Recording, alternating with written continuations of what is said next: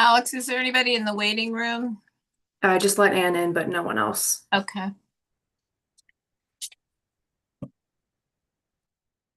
There she is.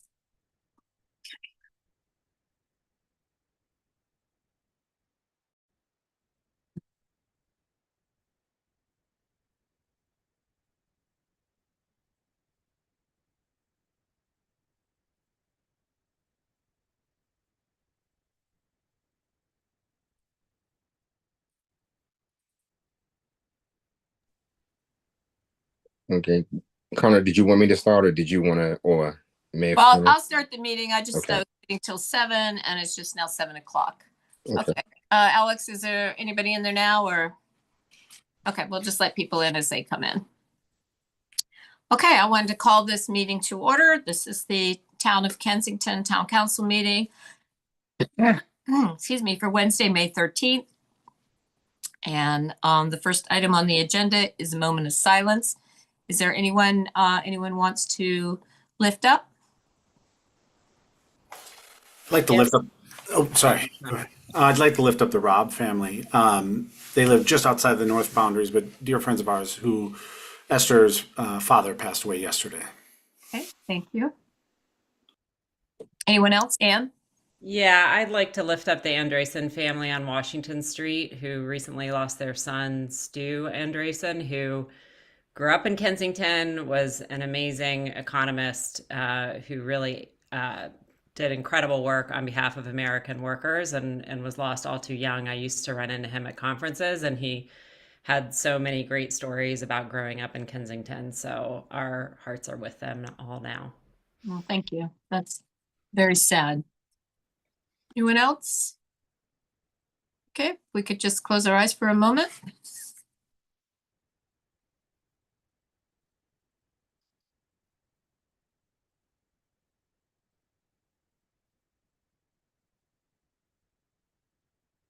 Okay, thank you very much. Next item on the agenda is approval of the minutes. Council, everyone should have received the minutes. I didn't see any back and forth with any edits. Does anyone have anything? I'm not seeing any hands. If I can get a motion to approve the April 15 minutes. So I'll move that we approve the minutes from the April 15th Town Council meeting. Is there Second. all those in favor? In favor?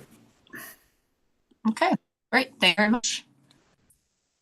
All right, so we're going to move down to the next item on the agenda. Actually, we're going to have that.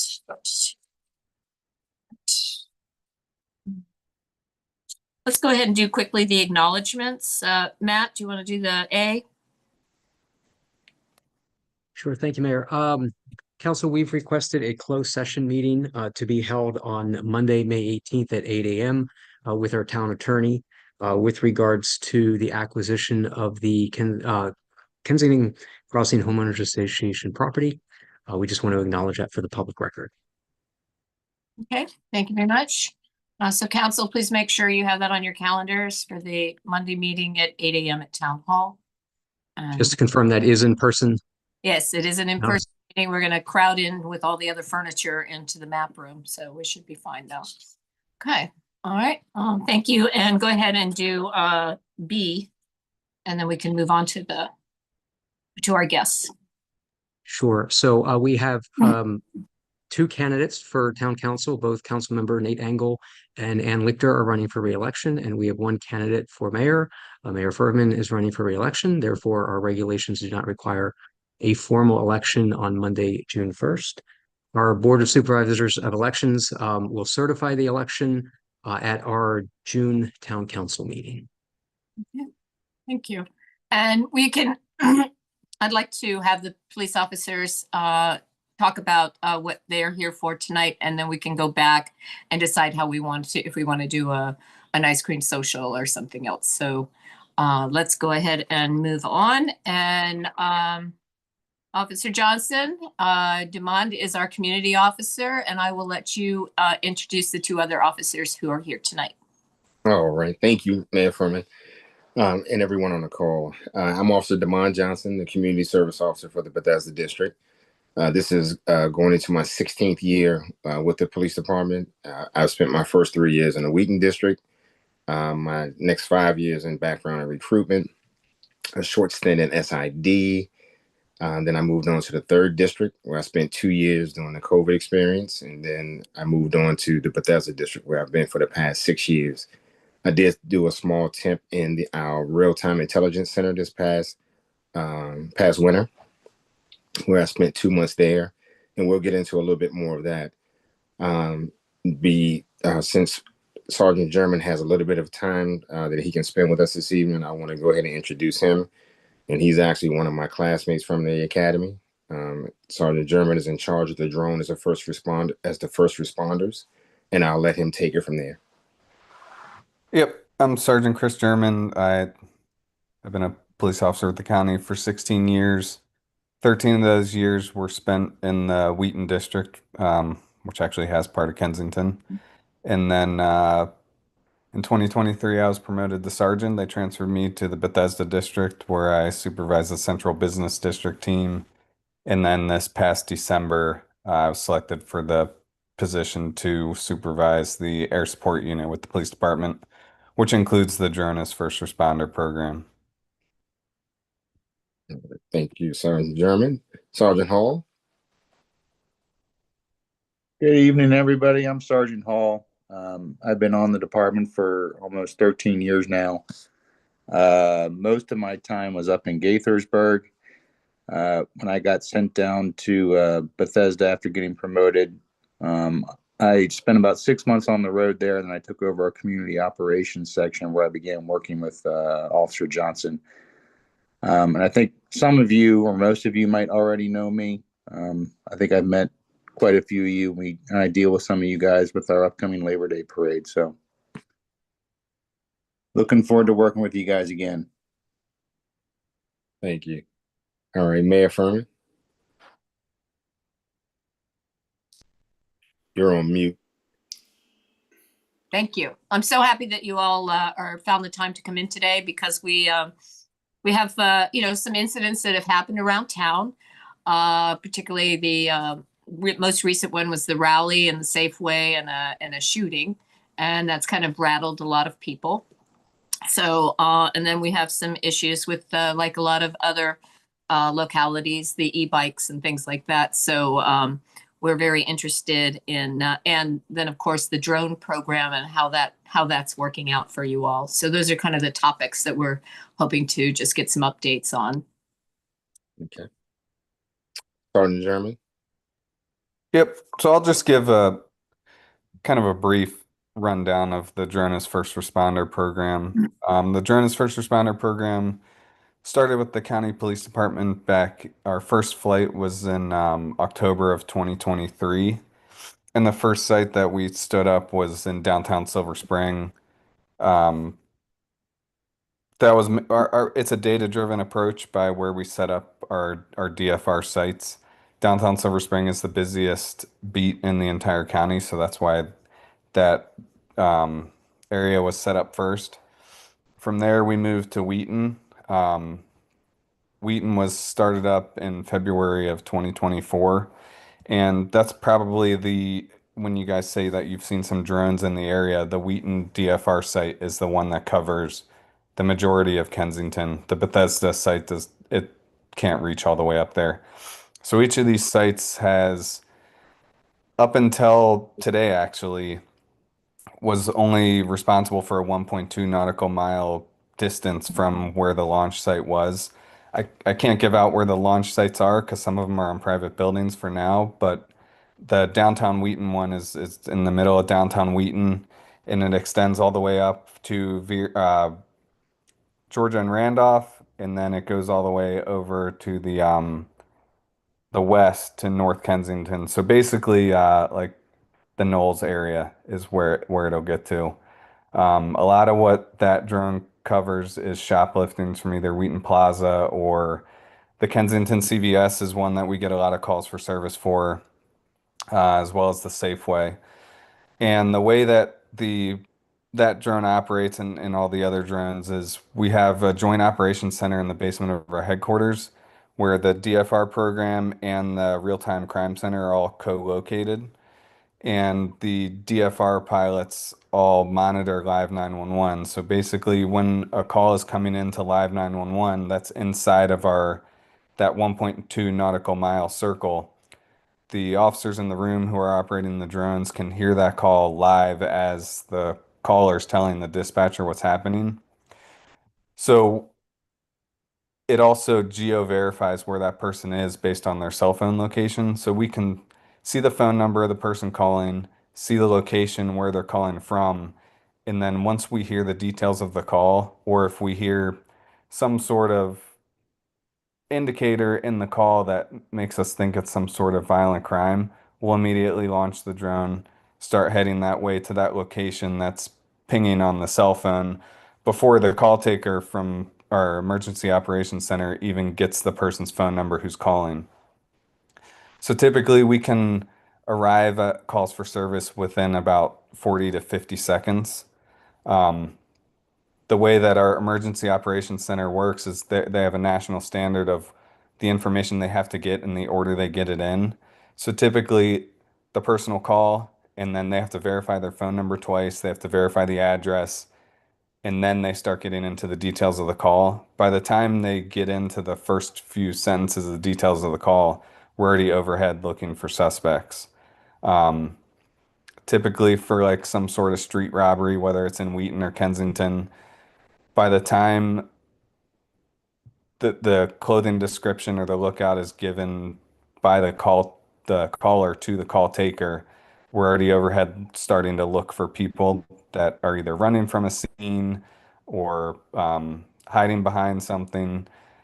And then once we hear that information that's coming in with the lookout, then we'll start honing in on different people as we're searching around. One important thing to note about when we're flying to and from calls, the camera is pointed at the horizon at a 0-degree angle. So as we're flying to and from calls, we're not looking down at any backyards or anything. We're flying straight to the call. Once we get to the call location, that's when we can pan the camera down and start utilizing the zoom and different features of the camera to look for people. So when people hear the word drone a lot, they kind of think about surveillance, but one thing we really like to drive home with the community is we're only panning that camera down when we're on scene of a call. And any other flight, if we have to move to another call, we pan the camera back up to 0 degrees and fly the drone to the next call. A lot of this stuff can also be done autonomously, like the flights to and from the calls are autonomous. So we'll fly in a straight line directly to the call and it defaults the camera at that 0-degree angle too. So even if we were on a call for service like in Wheaton and then one went out in Kensington, once we hit the button to go to the call in Kensington, the autonomy takes over and pans that camera directly straight back up to 0. I know I harped on that a lot, but that's a lot of questions we get about what if I'm in my backyard and you guys are flying over to a call and you see something you may not want to see. That's not the case. We're not panning that camera down until we're at the law enforcement objective. Yeah, I actually attended the meeting at the Wheaton Regional Center where you were introducing the drone to the community, and you were very Nice. clear about that because that was a concern. Well, what if I'm in my backyard, getting some sun, things like that. And you Yep. guys were very clear about how that worked. So, I'm glad you're reinforcing that. Yep. So that's one of the huge questions we get at any community meeting we do. I'll just go over some quick stats. I'll just focus on this Wheaton drone because that's the one that services Kensington. Mhm. In 2025, the drone responded to 567 calls for service. And of those 567 calls for service, the drone was on scene first 456 out of those 567 calls. So that's an 80% first on scene rate. The drone cleared 74 calls, which means we arrived on scene to a call and cleared the call without a patrol officer either needing to come out or we got there and handled the call before a patrol officer even arrived on scene. We keep track of how many officers we put back in service because obviously the police department, if you keep up with the news, is very short-staffed right now. So one of the stats we keep track of is how many officers we put back in service. So in 2025, we put 136 officers back in service. So an example to give for that is if there's, like, say, a trespasser at the Kensington Safeway. We'll see that call either come in through live 911 if the caller called 911, or if it pops up in our computer system and it's a pending call, we'll see it. We'll fly to the call. While we're on the way to the call, as long as they're not on the phone with the emergency operations center, we'll call the complainant ourselves and introduce ourselves, say, hey, we're with the drone unit. We'll be in the area with a drone. Is that person still around? Where's the last place you saw them? And what do you want done if that person's found? If they say, yeah, the person's still outside, he's out front, we'll try to pick him up with the drone camera. If he leaves, we'll follow him. We'll call the person back and say, hey, he left. The patrol officers are still tied up. Do you still want to speak to a patrol officer, or is this phone interaction okay? A lot of times they'll say, oh no, if he's gone, we don't need a trespass notice issued.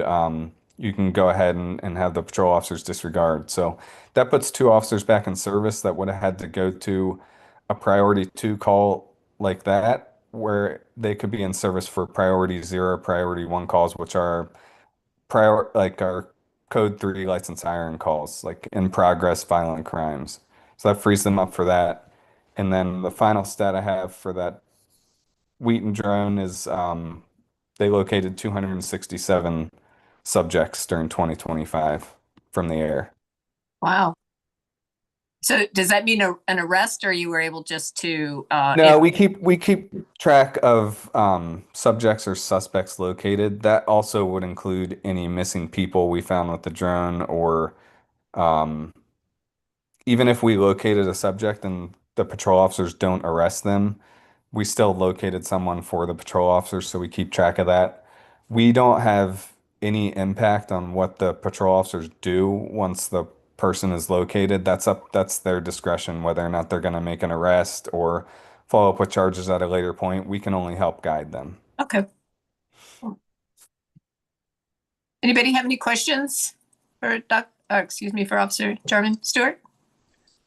Yeah, Officer German, thanks for that info. Really appreciate it. What's the time on station for that drone? Like, how long can you guys loiter at that target? So actually, this week we're in the process of going to a dock-based drone system, which has we're going to a completely different drone company. So but the current drones that we've been using for the last 3 years, as long as the weather cooperates, like it's not a super windy day like it is this evening, we can typically fly to a call. The flight to and from, including the time loitering around a call, is typically about 35 minutes. The new drones we're getting are about the same, but they're actually going to be smaller.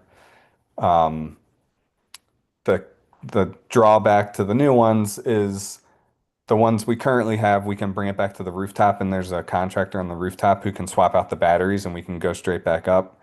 These new ones land in a dock, and the dock closes on top of it and charges up the battery itself. So we're going to have 2 docks at each site, so we can kind of do that battery hot swap with 2 different drones, but we are limited to when the drone is recharging its batteries rather than having somebody up there to swap out batteries real quick for us.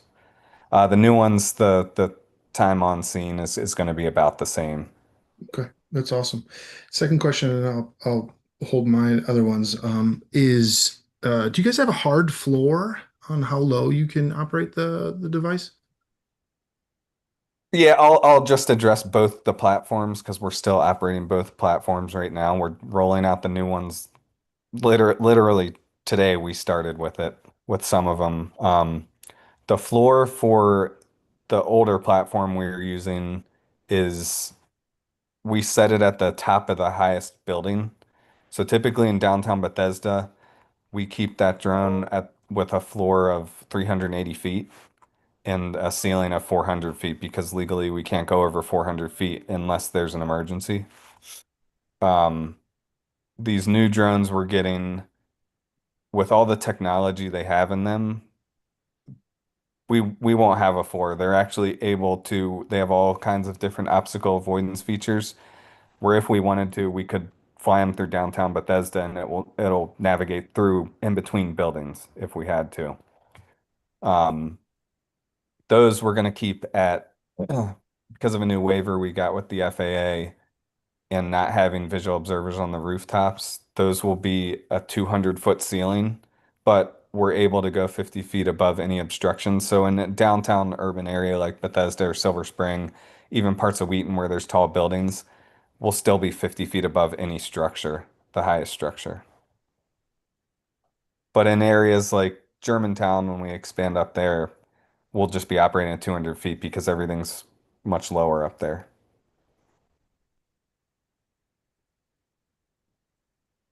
Anybody else have a question? I got one more. Oh, go ahead. Sorry. This Yep. I can talk about this stuff all day.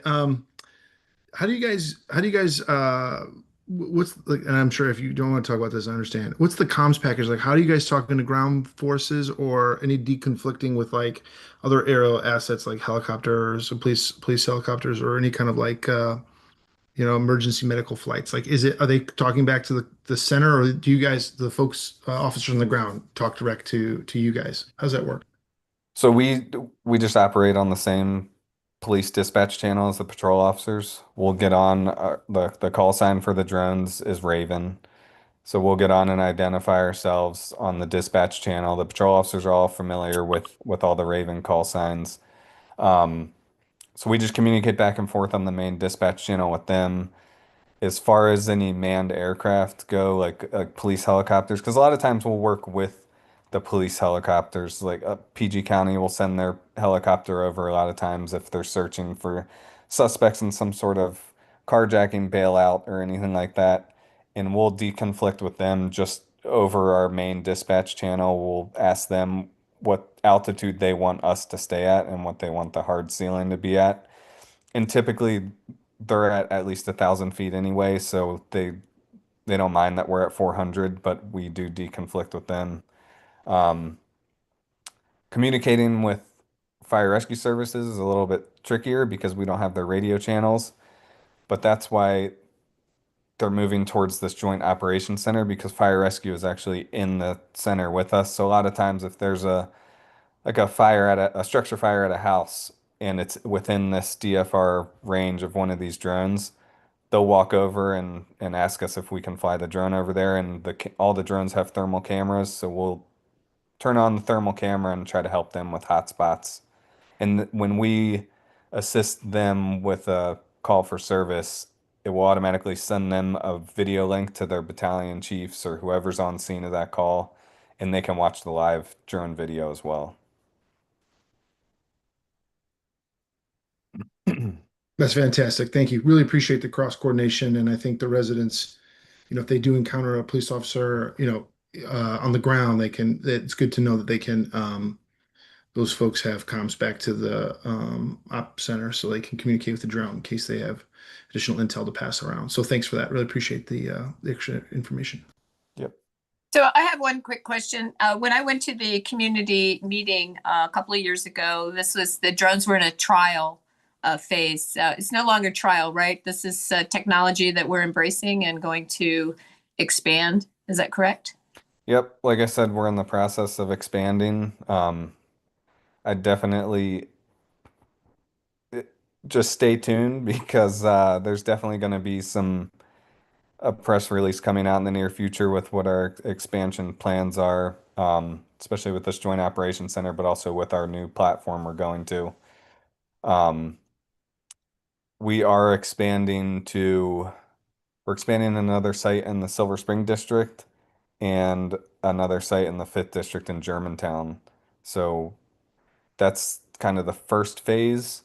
And then, like I said, it's data driven. So we'll look at data for when we expand our second phase to other sites, whether they're going to be additional ones in Bethesda, additional ones in Wheaton. We just have to kind of go with a data driven approach for that. And then obviously everything costs money, so it's fairly expensive too. Right. Okay. Thank you. Any other questions for Officer German on drones? I'm just curious, Sergeant German, whether the drones have been deployed to deal with the car rally incidents that Mayor Furman referenced earlier, and if so, are you finding that they're a helpful tool in that situation? So I will, if we were asked to, we would definitely try to staff a detail for drones to respond to that. The DFR drones wouldn't respond to something like that. It would be our patrol-based drones. The one that made the news, what was it, a month or two ago, where the officer's window got smashed? That was so quick. By the time I reached out to the duty commander and then was thinking about going down there to either put together a response to go down there or go down there myself, they were already long gone. So it would have to be staffed by, if they had intel that there was going to be a car rally, they would reach out to our unit and then we would staff it with we have a drone truck which has multiple drones in it that we can deploy, and we would staff it on as a detail that way. Um, but no, we haven't had any success with any car rallies with the drones, just because by the time somebody were to call us, they've already moved on. They move on to other locations in the DMV very quick. Yeah, that one in Chevy Chase was I think in February. So February, okay. yeah. And of course they were shooting off fire extinguishers, so that would have clouded any opportunity to see much, I guess. I guess that Yeah. would have affected the drones, the The, camera. the other thing to remember with the drones is they're great for like a foot chase when an officer's chasing behind somebody. Hmm. But a vehicle chase, the maximum speed the current ones we have go is 35 miles per hour. The ones we're going to is 42 miles per hour, so they're not going to keep up with a car. They can read, they have like a 200 times zoom on them, so we could zoom in if we were able to get behind a car and look for a license plate to relay that to patrol officers, but it's just, it can't keep up with a car. And we're also limited by battery life, unfortunately. Right. Okay. Anybody else?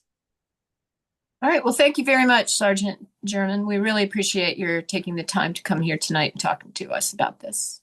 Yep. The last thing I'll say about the drones is I don't know if anybody knows, there's a transparency dashboard on the county website for the drone program. It shows all of our drone flights. It brings up a map with the path the drone flew. It has an event number and an address of where the drone was going to. Not an exact address. It's a 100 block, so we don't give away people's addresses. That's a public dashboard. It also shows all of our stats, which gets updated in real time. Once they do a DFR flight and land, it uploads automatically to this dashboard. So it's updated in real time. And that can be, you can just Google Montgomery County Police DFR and then click the public dashboard link. Great. Thank you very much. Yep. All right. Well, I guess we'll move on to e-bikes.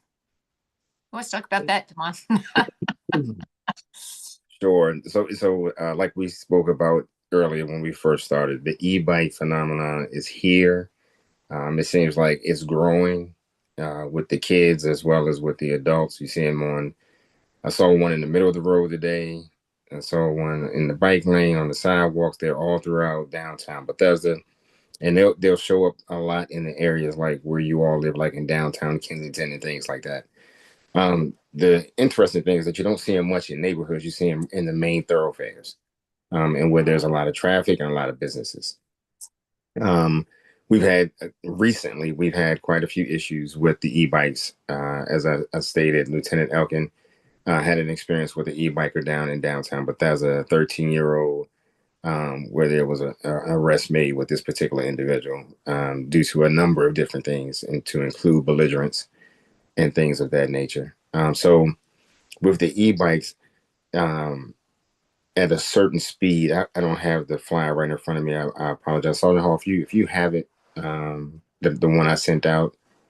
I don't have the flyer handy. You want to know about the speed? 28 miles an hour. Yes. Yeah. But in addition to, there's different types. So you have the e-bikes, but you also have the e-scooters, and you have the e-dirt bikes. Mm-hmm. When you get to the scooters and the dirt bikes, they must be tagged, and a person must have a helmet in order to operate them. They're not supposed to be utilized on sidewalks. They should be used in designated lanes or in the streets. So when you have these kids that are doing these things, they're doing wheelies in the street, they're riding against traffic, they're riding through traffic, they're causing a disturbance with patrons and pedestrians all over the place, potentially causing accidents with them. And this is where we're starting to see a lot more enforcement.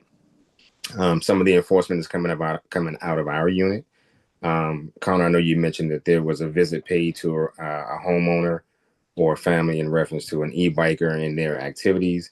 If we can, and we can identify them, or we actually have them detained, and we'll try to figure out exactly who they are and make contact with the parents when they're juveniles. Now, let's go back to a couple things. When we talk about juveniles in the state of Maryland, this is a state law.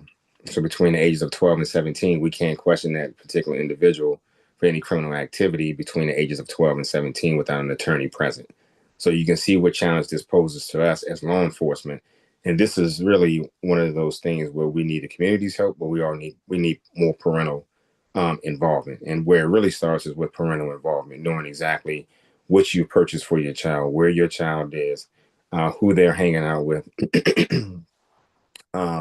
and things of that nature. Are they equipped to be able to ride these particular e-bikes? Because they get up to these speeds, which are very quick. On roadways, they're faster than bicycles, they're faster than pedestrians can move, and sometimes they're challenging them in traffic with vehicles. So we have to get everyone's help and everyone on board to actually combat this. Okay. If you see something where there's erratic behavior with these e-bikers, these young children, please report it to us so that we can make note of it. We can try to see if we can get an officer there, depending on what the egregiousness of it is. If it's not particularly a crime that's being committed, we would like for you, or nothing that's an egregious crime that's being committed, we would like for you to use the non-emergency number if you can. But I'm not telling you not to use 911, because we do want to know so we can keep the stats on these particular things and grow.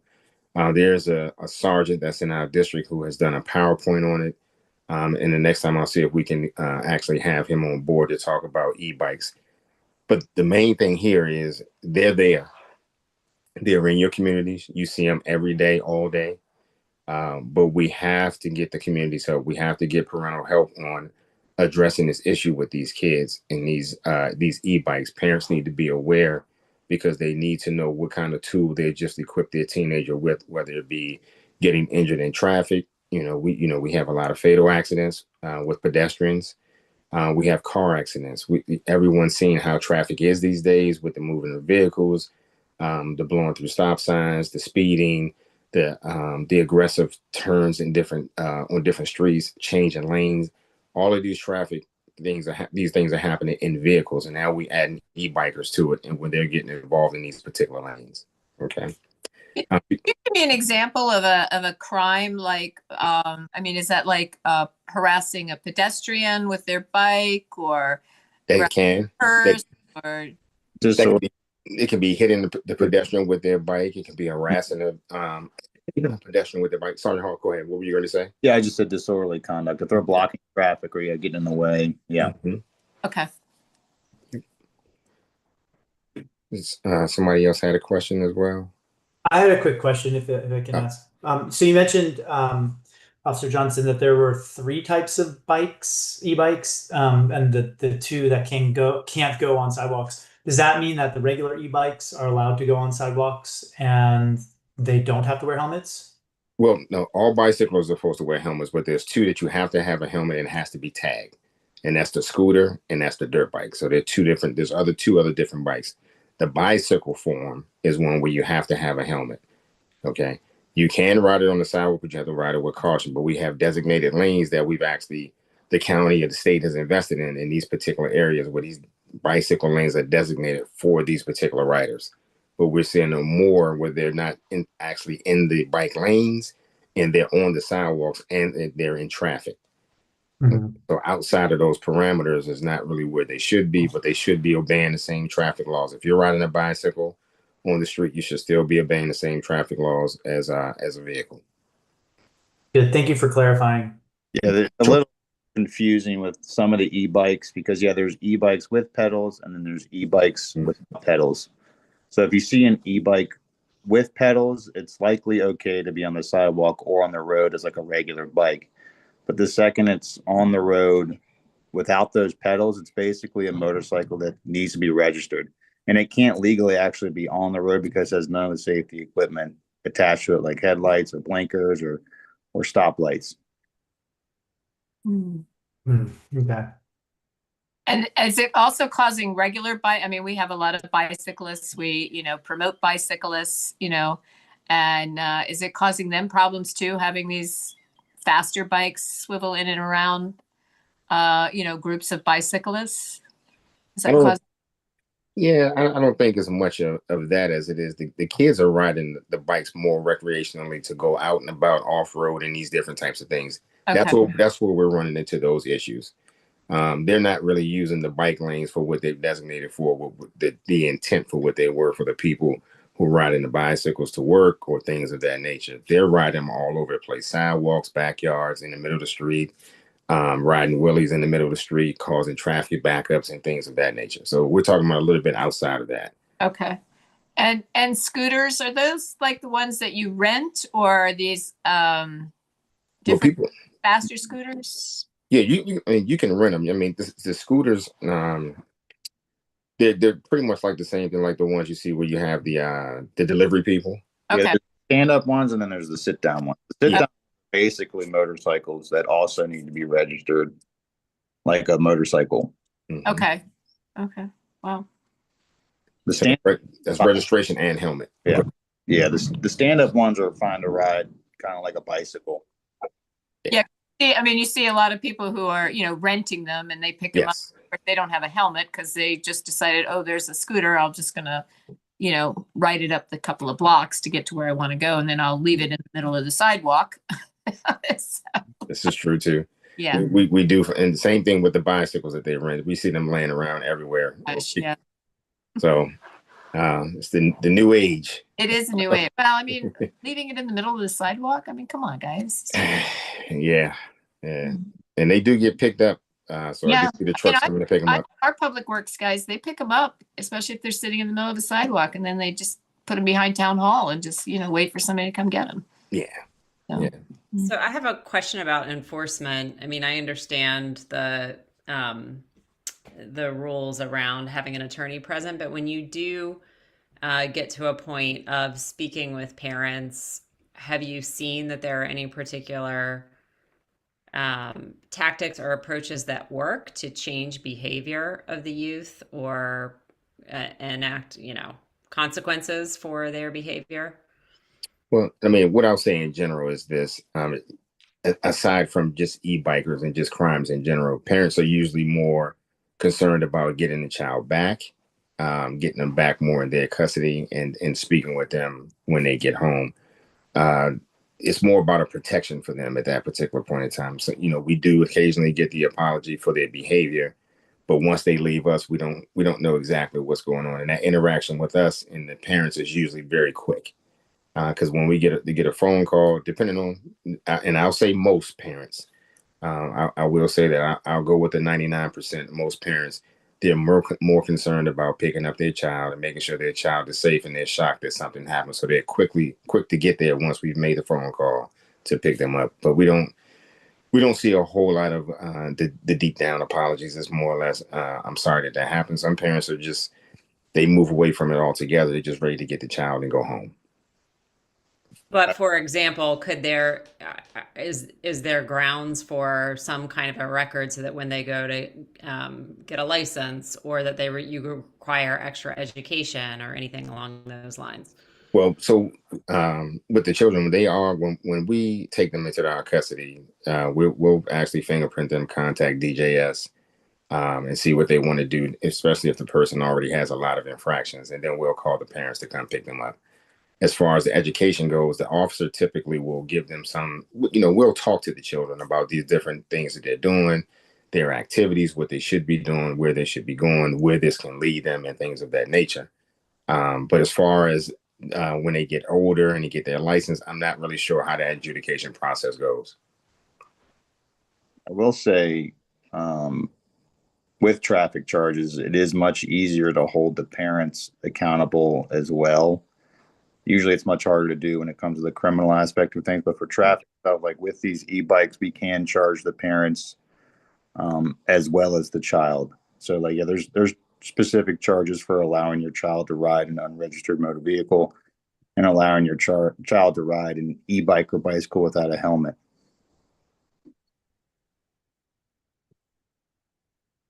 Anybody else? Okay, let's see. So the last one we wanted to quickly talk about was the rallies that are going on around the county and I guess the region in general. And you know, if there's, I mean, I kind of think of it as a one-off as far as within our town, and they're going to move on somewhere else. But maybe that's wrong thinking. Well, these things they're promoted, so we're actively doing investigations on these particular things because of the incidents that we've had and the ones that we've seen in the region. It just so happens that this has been going on in downtown Silver Spring for years. It just happened to hit the Chevy Chase and Bethesda area this past couple of times. But when you look back at older news articles 2 and 3 years ago, the downtown takeover took place right in the middle of Colesville Road and Georgia Avenue on many occasions. All up in Burtonsville is happening in Prince George's County. So there's a task force that's been put together through the state to actually combat these kinds of things. We're hoping that it's a one-off for Kensington. We're hoping that it's a one-off for Bethesda. We're hoping that it ends in Montgomery County as a whole. But right now, I mean, I wouldn't be able to say that it would be a one-off. I'd just say that whenever we have intel that something like this is happening, we're forming a plan, an action plan to be able to deal with it and remedy it as quickly as possible. Was the gun unusual for things like this in that? Well, I would say yes. I mean, would say no, but that's not it. Howard County just had the same thing where they had a shooting a couple weeks ago where someone was, I'm not sure if it was a homicide it turned out to be, but they had one in Howard County about 2 or 3 weeks ago where someone was injured with a gun. So it could be one of the things that, again, we have the criminal activity and the people who are involved in criminal activity also involved, and we have the people where we have the law changed. So we have people who are concealed carry now, as of about 2 years ago, where a person who has no criminal record and nothing that's going to stand out to stop them from obtaining concealed carry permit are now carrying weapons legally. So this is new to the state, and it's still an adjustment period for us as officers as well, because typically we see more guns on traffic stops now than we did before. But our approach has to be different. And a long time ago, when you had a gun on a traffic stop, it was all hands on deck. Cars were coming from everywhere. Now we have to check to make sure that they have the proper license for it. And if they have a gun on them and we've actually taken it, we'll probably wind up giving it back depending on what the offense was. Okay. And the one in Chevy Chase, was that unusual? That it looked awfully brutal as far as the fire extinguishers and what they did to the police officer's car and things like that. Is that unusual? Again, anytime we have a firearm, I would say that a fire extinguisher wouldn't be unusual as well. It was all used as deterrence to be able to get away, to block certain things for identifying purposes and things of that nature. So I would say no, it's not something that's a one-off. It's probably something that's more regular than it is something that's one-off. Okay. Anybody else have any questions regarding the rallies? Go ahead, Stuart. Officer Johnson, thanks for the information again. Really appreciate it. How have you guys been talking or partnering with like local businesses to help ensure that they're prepared for this kind of activity if they spot it or anything like that? Is there any kind of messaging y'all are doing for that, or anything that we can carry back to our local businesses on your behalf? Well, the main thing is this. What I would say, because I use Nextdoor a lot, but we also have our MCP News and X and other platforms that we have for social media to get this kind of information out. What I would say is this: if you have a business that's opening or closing in the pretty later hours, especially as the summer is approaching, Give us a call if you start to see some of these cars start to gather. If you see 3, 4, maybe 5, 10 cars starting to gather in your shopping centers, that's probably an indication that we're getting ready to have something going on. There may be an issue. But in addition, if you see these cars periodically coming through certain areas in Kensington and they're parking, and it could be in the earlier hours before it gets, because these type of events happen usually in the later hours. They're not happening in the 9 o'clock time frame. We're talking closer to midnight and things like that. So most of the businesses are probably closed unless it's probably, I'm not sure how long the liquor stores stay open, but the 7-Elevens and things like Sure, yeah. that. But then we get into other things too. We start talking about cameras and where camera placement and things of that nature. And Mayor Furman and I, we just had a call recently where we're looking to do something with the town to try to figure out where camera placement will be good. But back to literature and getting the word out. I try my best to get the word out as much as possible on Nextdoor. If there's any concerning information or any information where we need help from the community, it will definitely go to Mayor Furman to disseminate, or to Matt or to Connor to get it out to the community, your community, if something is coming up and something that we've heard. But as we get more details and more information that we can share about what to look for, we'll be putting that out as well, as much as possible. Yeah, I just want to say we'd love to work with you on that. Just to follow up on Stuart's question, I could imagine, putting together an article, a tip sheet, getting it out on eBlast and our newsletter as well, because we have had a number of residents asking what they can do and how to be alert to, emerging situations like this and be helpful to the police. Okay. Yeah, we can definitely do that. When as I get information that I can share, based on investigations that has been verified that I can release, we can do that, and we'll get some tips out on what we've seen that's actually maybe in a way of promoting these particular incidents. Great, thank you. In addition to the alerting the businesses and the community in general, how's the task force operating to try to get ahead of it? Are you like monitoring social media? Are there certain areas where these things are posted that residents may come across and be able to report to, or are they just really difficult to track? Well, what I'll say is this: we do have a tip line. So if you have information or you see something that you've come across in your social media or through conversation with young children or whatever the case may be, we welcome that information, and you can also send it to me if you have it. As far as the task force goes and how they go about formulating those things, I'm pretty sure that they use social media to try to gather information on these particular events that may be upcoming. So, but I can't get into too much of that because then that would be, of course, yeah. So I'm sorry, but that's the one thing I always got to remind everyone of. It's always great to have that information, to have the information given in the hands of the community. But the one thing we know, and we can talk about from being over at Bradley Hills with the incident we just had, I can't talk about how many conversations had gotten turned around from information that had been released and turned around to something else and led to this and led to that. And that's the reason why we do this. We keep this information close until we have something substantial to be able to go on. But when we give it to the public, it tends to get a little bit misconstrued, and the story changes, and then information comes out, and there are extra questions that really have nothing to do with the investigation. Well, I think it's very important to go right to the source sometimes. Yes. To make sure what information you have is either correct or allow it to be corrected and not spread things. That's the downside to Nextdoor and sometimes the listservs is. Yes. Yeah. So, and that's the other thing too with Nextdoor. Thank you. So Nextdoor is the authorized vehicle that has been given to me that I can use to share information. I don't have control over that. What I do have control over is when Mayor Furman sends me an email about something that's going on, I'm very quick to act on it. When we had the bank robberies, as soon as she sent it to me, I immediately put together a plan for the community operations team to go out and meet with them, but also to turn around and have a coffee with a cop and keep that ongoing and information sharing for you all to be able to have. And we did quickly make arrests in those cases. So, which was great. And I think that definitely was helps the community in both ways, you and the community. Yes. Yeah. Any other questions on those topics, or if somebody has another question? Well, Joe? Yeah, thanks, Mayor Furman, and thanks to the officers for their presentations. Very, very informative, and it's really great to see them again. And I hope you have another coffee with the cop sometime in town. That was really a good event. I was just wondering, and maybe Officer Johnson might field this one.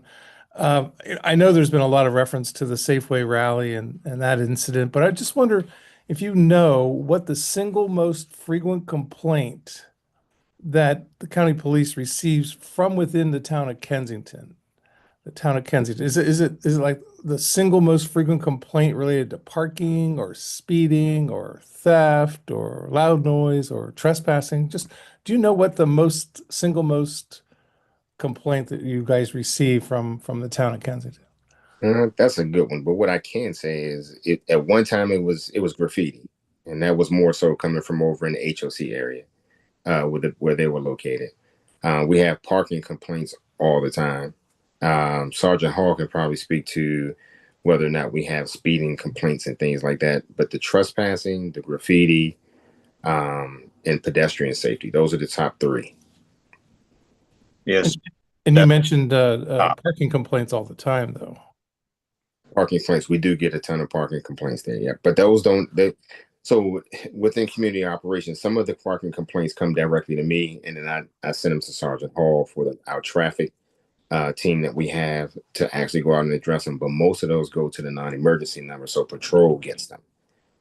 So I don't have the exact stats on which one is the most complaint for the town of Kensington. But what I can say from what I know from the different calls and things that I've gotten it with Sergeant Hall and our traffic unit has gone out for it, it's definitely the patrol has gone out a lot for trespassing at some of the businesses because of the homelessness. The parking complaints, we do get a lot of it, but I know you all also mitigate that with your off-duty program, so they probably can be more to speak on some of those things, and pedestrian safety. Thank you. Sergeant Hall, did you want to add anything, or you good? No, I would just say that, you guys are not alone when it comes to traffic complaints. It's equal, I would say, countywide to where I get complaints. They are all over.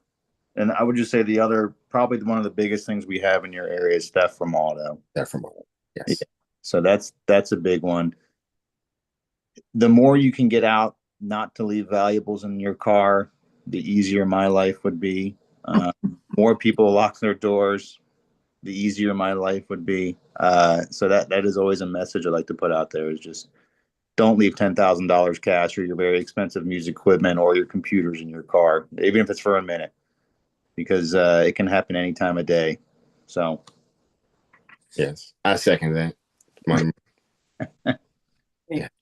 All right. Well, thank you very much. I appreciate you you both coming here this evening and spending some time with us. It's been very helpful. We appreciate it. And as always, if you need anything, feel free to reach out. I'll be there. Okay, great. And I agree with Joe that maybe coffee with a cop would be a nice thing to have maybe sometime this fall. Yeah, I think it's time to make the round. I try to go through the whole district and hit different places. We will be doing one at the Porsche dealership in North Bethesda. Okay. Pike and Rose coming up in June. Okay. It's going to be around the 24th, 25th, 26th. So it's going to be a really nice event. Okay. Well, we've got Marathon Deli is now open. Yes. And so maybe they could make some Greek goodies. Yes. Or unlimited breads. We have that now. So either one. We can do either one. Okay. Sounds super. All All right. right. Thank you all. Thank you all. Have a good evening. Bye-bye. Yeah. Bye-bye. Thank you. Thank you. Okay, that's good. All right, so let's just quickly go back to make a decision on whether we want to do a ice cream social on election day. That would be June 1st. Monday, June 1st. We've done ice cream for years. what decision is there to make? Isn't it a given? Well, I think We have to Flavors. have ice cream. Flavors, Nate. We got to pick flavors. no. I think I was more thinking of maybe a different location, only because I think town hall doesn't, it's out of the, Yeah. it's not quite centered around somewhere that might be more, like St. Paul Park would probably Yeah, be we more can St. Paul popular. Park. Yeah. That might be nice. I defer to all of you. I will be out of town June 1st, so go have a party wherever makes sense, but Okay. You're not even going to be at your own party. no. Okay. Yeah, I mean, I'd hate to put over at Um, like Land, then you'd be in competition with the other ice cream store, so that's why I was thinking maybe over at St. Paul Park might be Yeah, Be a nice- I agree. I think St. Paul Park would be great. In the event that the weather isn't perfect, there's still the picnic pavilion. But for those who maybe haven't had a chance to see some of the work we've done around the park, and there's just a lot going on right there. Introduce them to the future public works site. There's just a lot to talk about right there at St. Paul Park. Yeah, Well- that's great. Yeah, I think for people that don't wander, from the west or the south side over to the north side, it would be a good opportunity to check it out. Yeah, that's great. Okay. And more likely to have a higher turnout too, I think probably with more kids coming. Yeah, I think so. All right, so Matt, can we make that arrangement for June 1st at St. Paul Park? And we want to do 6 to 7? Yeah, that sounds great. Sounds good. Okay.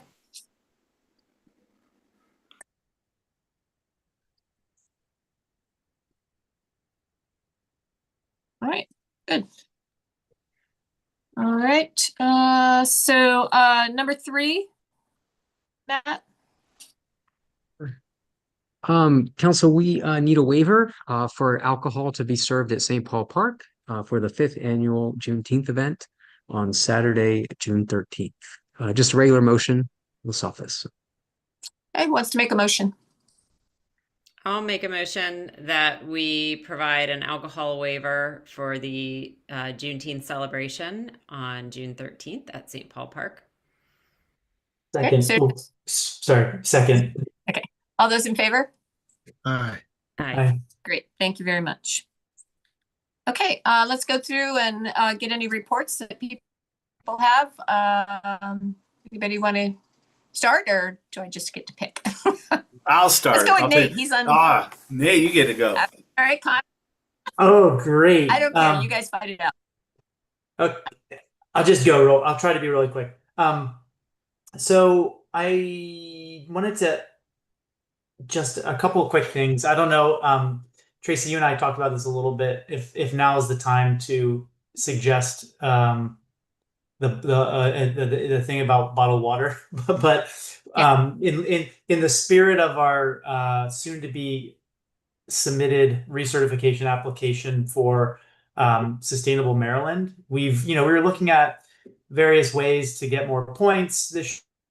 We're probably going to, well, it looks like I know we're going to only be able to do, Ann and I know we're only going to be able to do the bronze recertification again, but we'll have more points than last year. We have a lot more that we've done that we can document. And the goal is to get the next time to really position for the silver certification, because we can build on what we've done already. But just a quick shout out to the whole Sustainable Kensington committee, because they're going to be submitting that. We're going to be submitting that possibly before the next town council meeting. So I just wanted to say that now, and I'll mention it again when we finally submit it. But particularly Carolyn Morrissey is working with Alex. Thank you, Alex, also, and the town staff who've been very super helpful for answering questions to get this done. But I was going to say, in the spirit of that, maybe Ann, I'll let you do the food waste update for the survey if you want. If you don't have anything, I don't know if you have anything else to update on. But we were starting to pursue a green purchasing ordinance that can help guide our purchasing decisions as a town. And it's one of the things that can get us that we will need probably for silver certification. There's a couple key actions that you can take, and I believe this is one of them that can count towards that. So I wanted to flag to everybody that we'd like to put that forward in a future town council meeting, probably in the next couple months, just a draft of that. So we'll work on a draft of what that purchasing policy could look like. And this is for things anywhere from paper to what the office buys to how we procure things, and just trying to make it more sustainable for how we do that. I think it's something that's probably long overdue. So one of the things that is, I guess, somewhat related to that is Tracy and I were talking over the weekend at the Noise Library groundbreaking, just kind of lamenting the water bottle situation that we have at Town Hall for our town council meetings. And we were going to suggest that, I guess as part of this push on purchasing and doing things from our own town perspective in a more sustainable way, to just not allow purchasing of bottled water anymore. For the town hall, for anything that we're doing for our own town events that are at the town hall, unless it's something outside of town hall. Let's ban water bottles. we can do a giant water bottle where you can just refill. We can get the town staff and crew the metal bottles, the aluminum bottles to fill up. You can do a water filter in the refrigerator, but I think it's high time that we're not using water bottles anymore. So that's my main update, is just to give you guys that to think about, and to give you that update on the Sustainable Kensington push for the recertification. And I don't know if you have anything else to add, or Tracy to add to that. Water fountain has a water bottle filler. We got that on purpose, and it is filtered water. And so I think, and then if we get we're replacing the teeny tiny refrigerator for a larger refrigerator. We just make sure that it too has a filter. I prefer one that's easily changeable when we do the research on it. And that would include your ice, if you're doing an ice machine, as well as your drinkable water, that's all filtered. So there's just no need for plastic bottles anymore. And the only thing would be difficult, which Nate and I talked about, is when you're trying to water a lot of people quickly in a very hot day, like the Labor Day and the 4th of July Bike Parade. We do pull out the bottles because you can just pass them out quickly so people aren't falling over. But hopefully we can encourage people to bring their own water. That would be great, so we can cut back on that. But we should not be using plastic bottles for everyday drinking. I also know that you can get paper products. I know, I go to Costco too, like everybody else, but I've been trying to buy more online of better paper products as well. And the silverware has gotten better than it used to be. You can, they used to have like little bamboo forks, but they're actually make them better than what they used to. So you don't have to buy those big plastic ones anymore. So yeah, there's a whole host of things that we can consider, including or not. Some things might tie us up and be more difficult to do, but there's draft ordinances that other municipalities have adopted in Maryland. So we would likely seek to build off of some of those. Mm-hmm. Mm-hmm. And yeah, there's sources out there. We just have to use them, and then they're just shipped to us, which of course that uses more fuel, but they're going to be shipped to a store, or they're going to be shipped to us. One or the other. So Connor, did you have a question? Yeah, as we think about, some of the paper or single-use products that we might use at town hall, and thinking about plates and utensils and things like that, would any of those that are marketed as compostable be able to be diverted into either one of the programs that we have right now, either the big bins behind town hall or our town compost or town food scrap program? Yeah, I know for a fact that they can go into the compost crew bins, into the shed, for sure. But we still are at this gray area of whether we're advising people to do it into our food waste collection, because that ultimately gets filtered out. But a couple things here and there, I think is okay. But if we had an event, we wouldn't want to dump a ton of that into the food waste bin. Yep. But easily that we have the compost crew one, we can just dump it in there for sure. The compostable stuff. Right. Mhm. Any other questions? Anne, do you have anything to add on, or you good? Just for if we're going to talk about food waste, I can share a little bit from the Sustainable Kensington meeting this past week. So some of you may have noticed we've had volunteers doing some canvassing, talking to folks about the food waste program, gathering data through conversation, but also through a survey that's been fielded in the town for the last several weeks. We are up to 79 responses so far. We've left it open a little bit longer. And the initial summary of the data that we heard in our meeting earlier this week is that about 2/3 of respondents say that they are using it regularly. Only, I think it was less than a third hadn't heard of it or used it at all. Overall, people are quite satisfied with it, but there was sort of a consistent, in terms of areas for improvement, we consistently heard that some folks have struggled a bit with the larger bin size, would like some smaller containers. Maybe they don't feel that they have enough food waste for a container that large on a weekly basis, or that the bag has trouble fitting around the edges. However, there are, it seems, more people using the smaller compost caddies like in their kitchen to gather the waste or keep a bag in the freezer, and then have gotten into a routine to move it to the larger toter that we've provided. We also heard that overall, while people are happy with it, they have a hard time remembering the additional day, which I confess, I myself have had that challenge. Note everyone, it's Wednesday night, so put your food waste toter out tomorrow. Yes.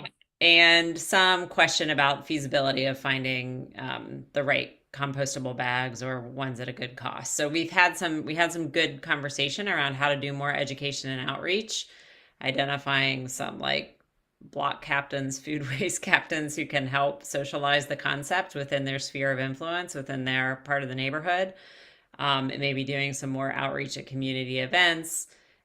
We would very much like to get updated data. I don't know, Alex and Matt, if you've gotten recent reports on the tonnage for the food waste, and also we're interested in the garbage tonnage and whether we're seeing any difference there. So I don't know if you know when you'll have new data. So we receive monthly data. I can send it to you, Ann. So, Okay. But I On haven't- both, Matt. yeah, but I'll be honest, I haven't been monitoring the tonnage that closely the last few months, so I will have to Going check. on. Yeah. Yeah, because we had set the goal for doubling it from like I think 5,000 pounds to 10,000 pounds. Is that right? Was it 5,000 before? I think back in I January think that's or right. December. Yeah. So I think we aimed for the end of June. So I mean, it'd be great if we're close, but it would be great to see if we got anywhere near that. But I know when we first ran the numbers, I don't think we had the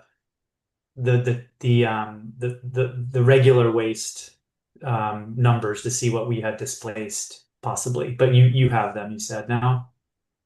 Okay, that'd be great to take a look at. Okay. Thank you. Yeah, I was at I went up to Rockville for the MML chapter meeting with the county council, and besides boring budget stuff, which really in county is not boring at all. It's kind of scary. That we talked about composting, that the county, they need to replace the incinerator, and they're looking into different ways. Long haul trash, I guess you just pack it all up and send it to another state. But one of the things with the composting, of having to get people to get composting. So I did bring up that we were doing this now, and a lot of the other municipalities were very interested because they would like to start these programs as well. So we really should think about putting together a little presentation that we can send out to some of the municipalities who'd like to do this. I think Nate and I took an assignment like that from the committee meeting to to document lessons learned from a municipal perspective. So we can work on that and talk with you and Matt and Alex about it. Yeah. I would give full credit to Anne. That was her idea, but it's a great idea because we have learned some things, I think, Mhm. that we can definitely impart upon some of the other municipalities. Yeah, Poolsville was particularly interested, so they definitely would like to reach out and talk to somebody just to get kind of how you got started. Sounds good. Mhm.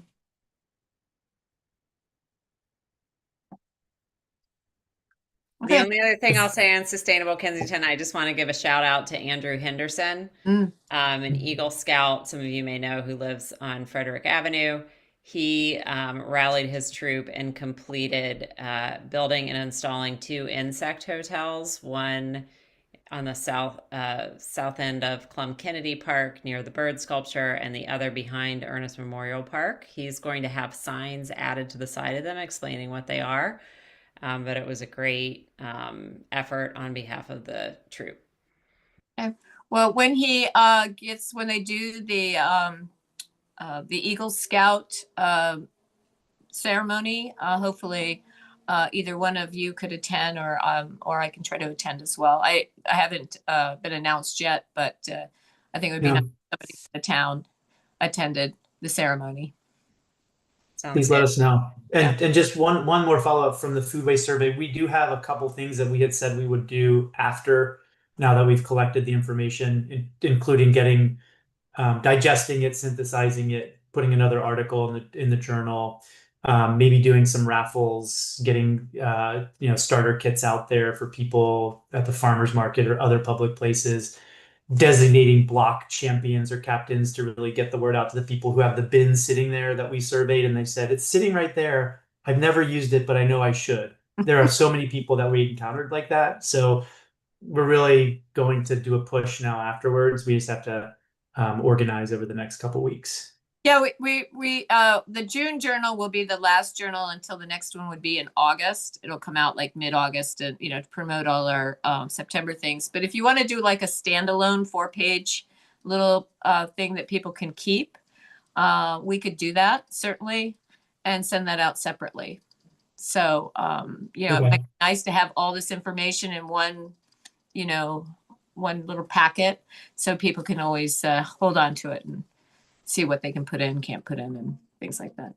That's good. Thanks. Okay, good. Connor, got anything? Yeah, just two. You already touched on one, and I think everybody is hearing and reading much about the county's budget. Obviously, there is a significant donut hole within the county's budget. Right now, the main press is around what is the impact may be to Montgomery County Public Schools. There's a lot of debate around that, but the mayor was just up there because one of the proposals had one of the ways to help close that gap being a reduction in the county's contributions to municipalities, which obviously, since we are about to finalize our budget and many of the other municipalities and jurisdictions within the county either have already finished their budget or are also finishing their budget, this was not a concept that any of us were aware of. So whenever you have a chance or an interaction with a county council member, I think a very good talking point. I know I talked to several at the noise event about the fact that would be detrimental to a lot of the things that we're able to do at the local level. Noise is ironically one of those things that we have been great about contributing to the Noise Foundation to help get that project started, and it finally has. And those are some of the things that we would have to take a second look at should we have a smaller budget.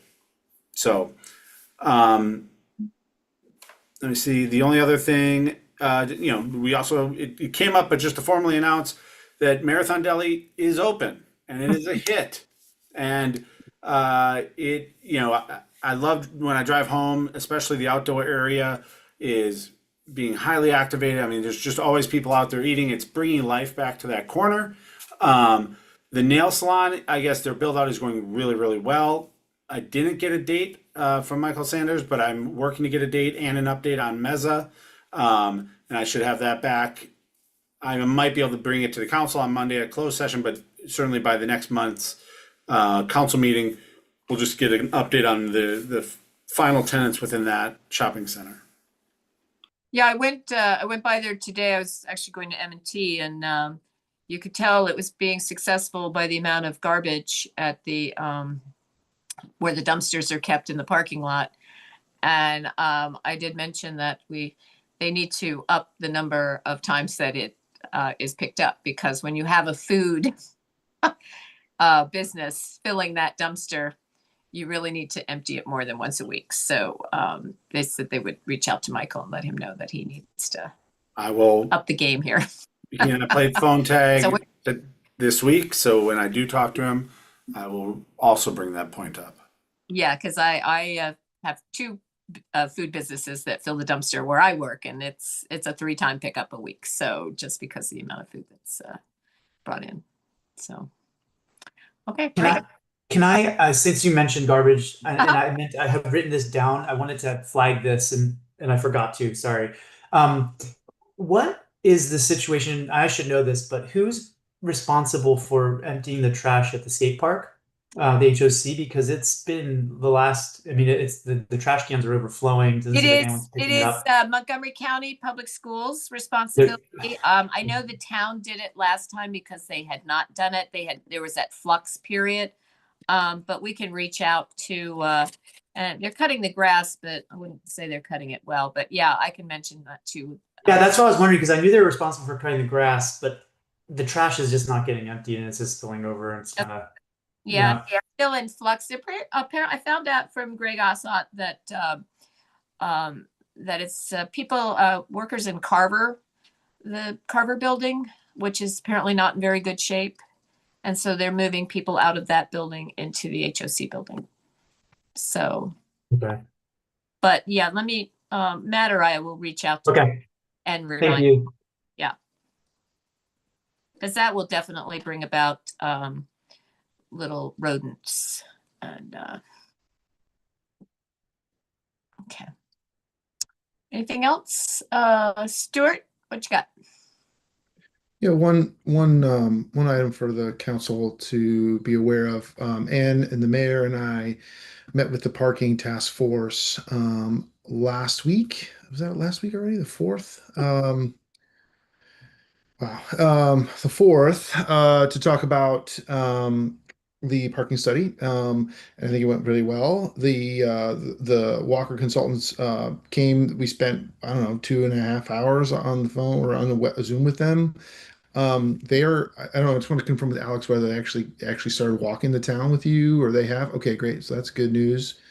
And so they are starting to do their their parking assessment. They're going to be focusing on doing occupancy counts on weekdays, which are going to be Wednesdays, at both AM and PM, and then weekends on Saturdays, both AM and PM, to really fully capture the impact of the issue.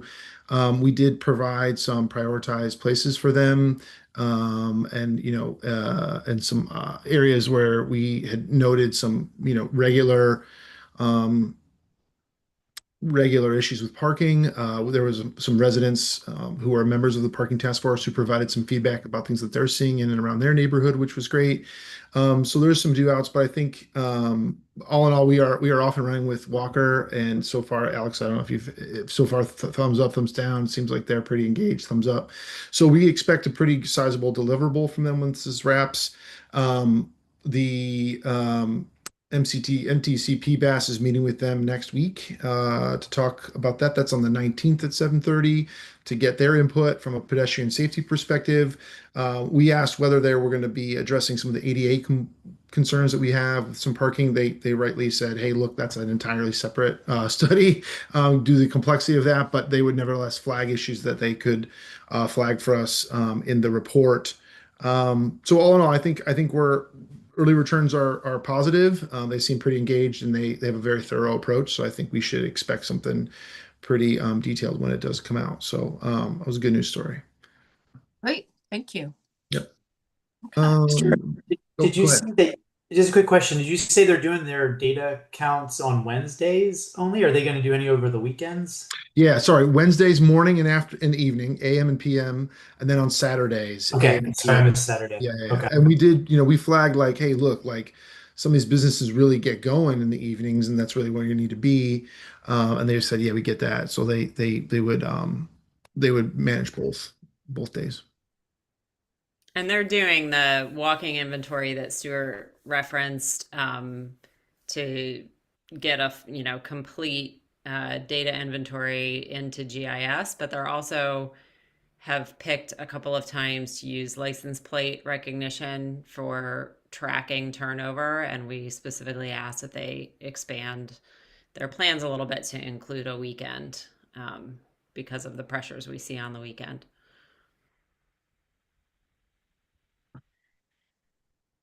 Yeah, so if the council has any thoughts on areas they want us to pass along, I'm meeting with them on next week. So I'm happy to, take any input and make sure I convey that forward. But otherwise, I think we're in good shape and it's proceeding apace. Great. So that's all I have this month, Mayor. Thank Okay. you. Thank you. Matt, could you give an update on Town Hall?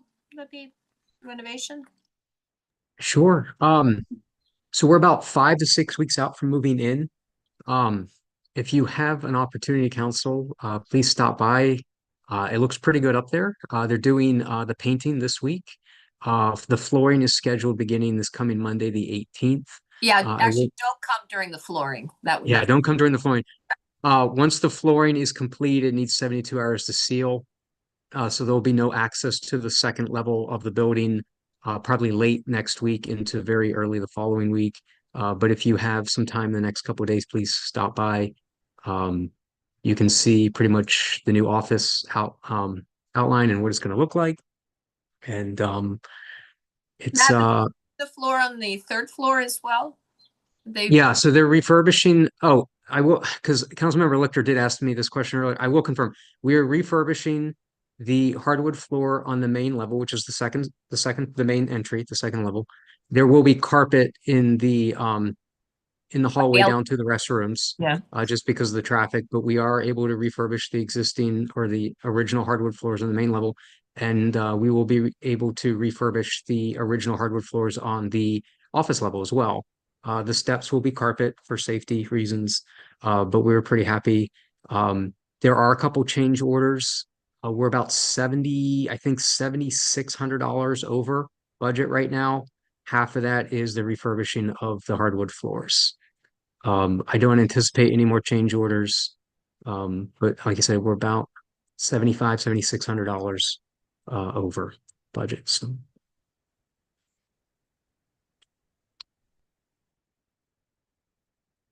Okay, great. Any questions? And did you want to mention anything about the Ernest Memorial Park? Well, actually, I was going to ask Matt and Alex, because I know you're in closer touch with the contract team than I am. It's great to see the progress. I heard a report from one of my local informants that Jim shared plans for the Memorial Day service may need to be adjusted if things aren't done in time. So I just kind of wanted to ask for an update. Sure. Thank you. Yeah, we spoke to Jim yesterday morning. We just advised him. Well, we gave him the option. Obviously, Ernest Memorial is not going to be complete by Memorial Day. We did offer Town Hall, but he would like to keep it at Ernest Memorial Park. It should be fine. The C7 stone has been put down in the pathway. We don't anticipate the pavers will be down until after we get the lighting in. We met with the lighting contractor today. The new flagpoles have been ordered. So once the lighting has been installed, then the pavers will be put down and Stallers will complete the plantings. I'm hopeful that we'll be pretty close by the garden tour, but I don't want to make any promises. It will be close. So. Well, I think I asked this question before, but I just want confirmation. Will the sidewalk be completed before Memorial Day? The sidewalk, there's one slab that they have to pour. We widened it to 5 feet. It was in bad shape. So we just ripped it up and widened it to 5 feet up into the park. So it has been poured. There's one slab at the main entrance that needs to be poured. That will be complete before Memorial Day. Okay, because it's just not safe. I was thinking the way it is, when I last saw it, would not be safe to have that. We didn't want to do anything until we met with the lighting contractor. We needed to confirm whether condo was going to be used or not. And we just didn't want to mess anything up or make it harder for them. So Right, that's fine. And you're okay with people walking on the stones then, where the path? actually, we would prefer that they stay off the site, at least right now. Well, I'm talking about, you just said Jim wants to hold it at the memorial, so I'm. Yeah, we'll have, the site's not clean right now, so they'll clean it up. Yeah, there's tools and there's still some wires from the old lighting that need to be removed and everything, but we'll have it cleaned up for Memorial Day that they can walk on this stone. So Good. And could you make sure that there is, we have some flowers to put there? Okay. And you can just have them come to the town hall, or I can pick them up. So, Thank you. all right. Anything else? Does anybody in the audience have any questions from the reports? Joe?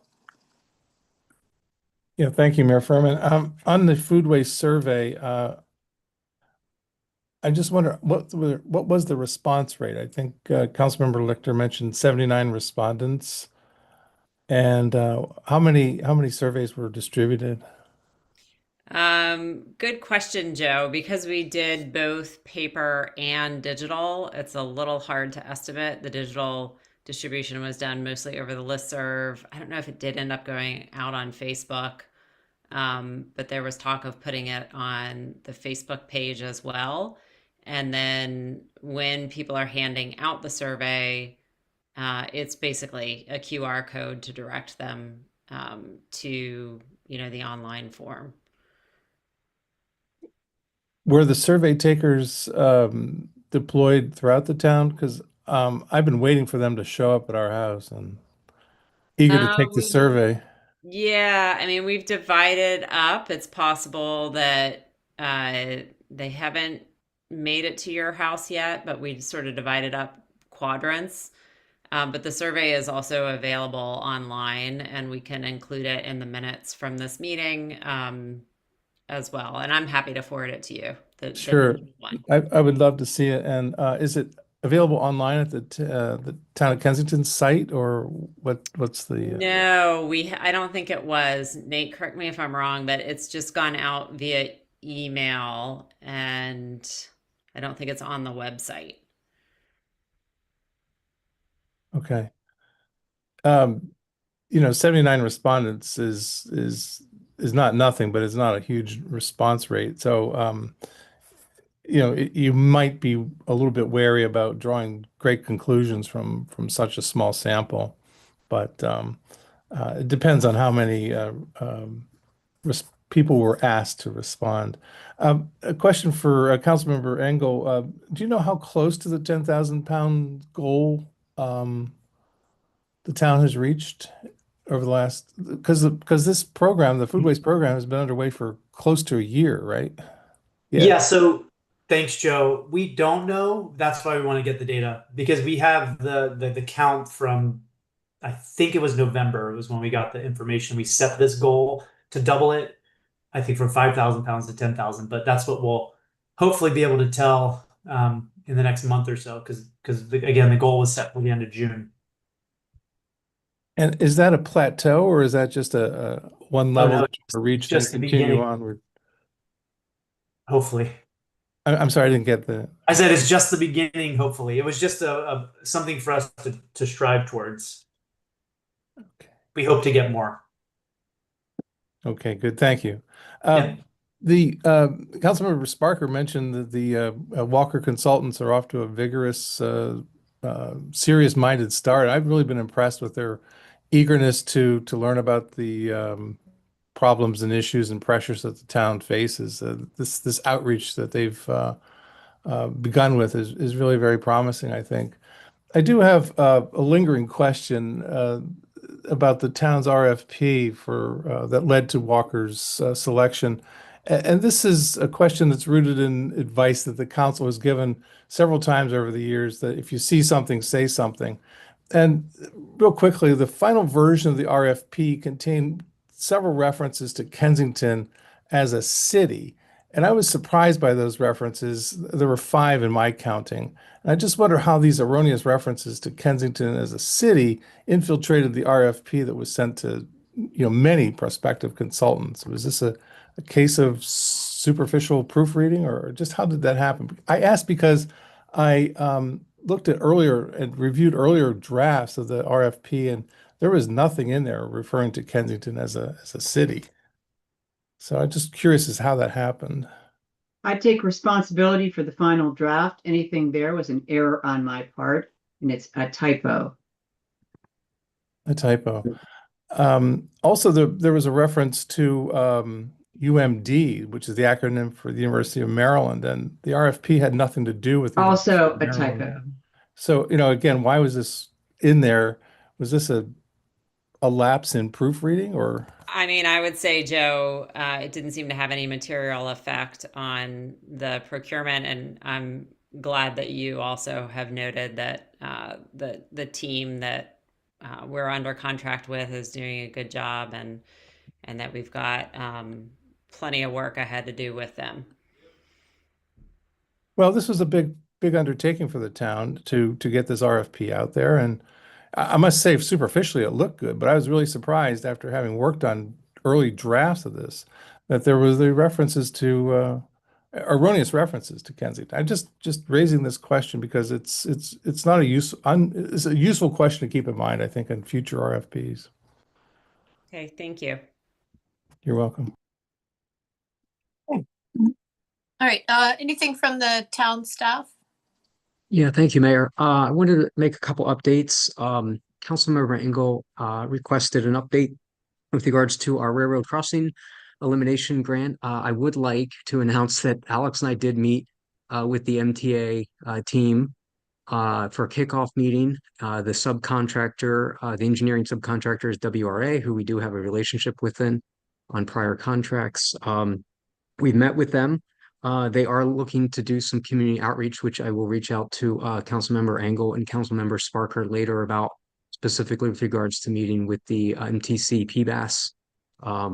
We'd also like to meet with Modena Senior Living. There's a tremendous amount of crossing from a community there.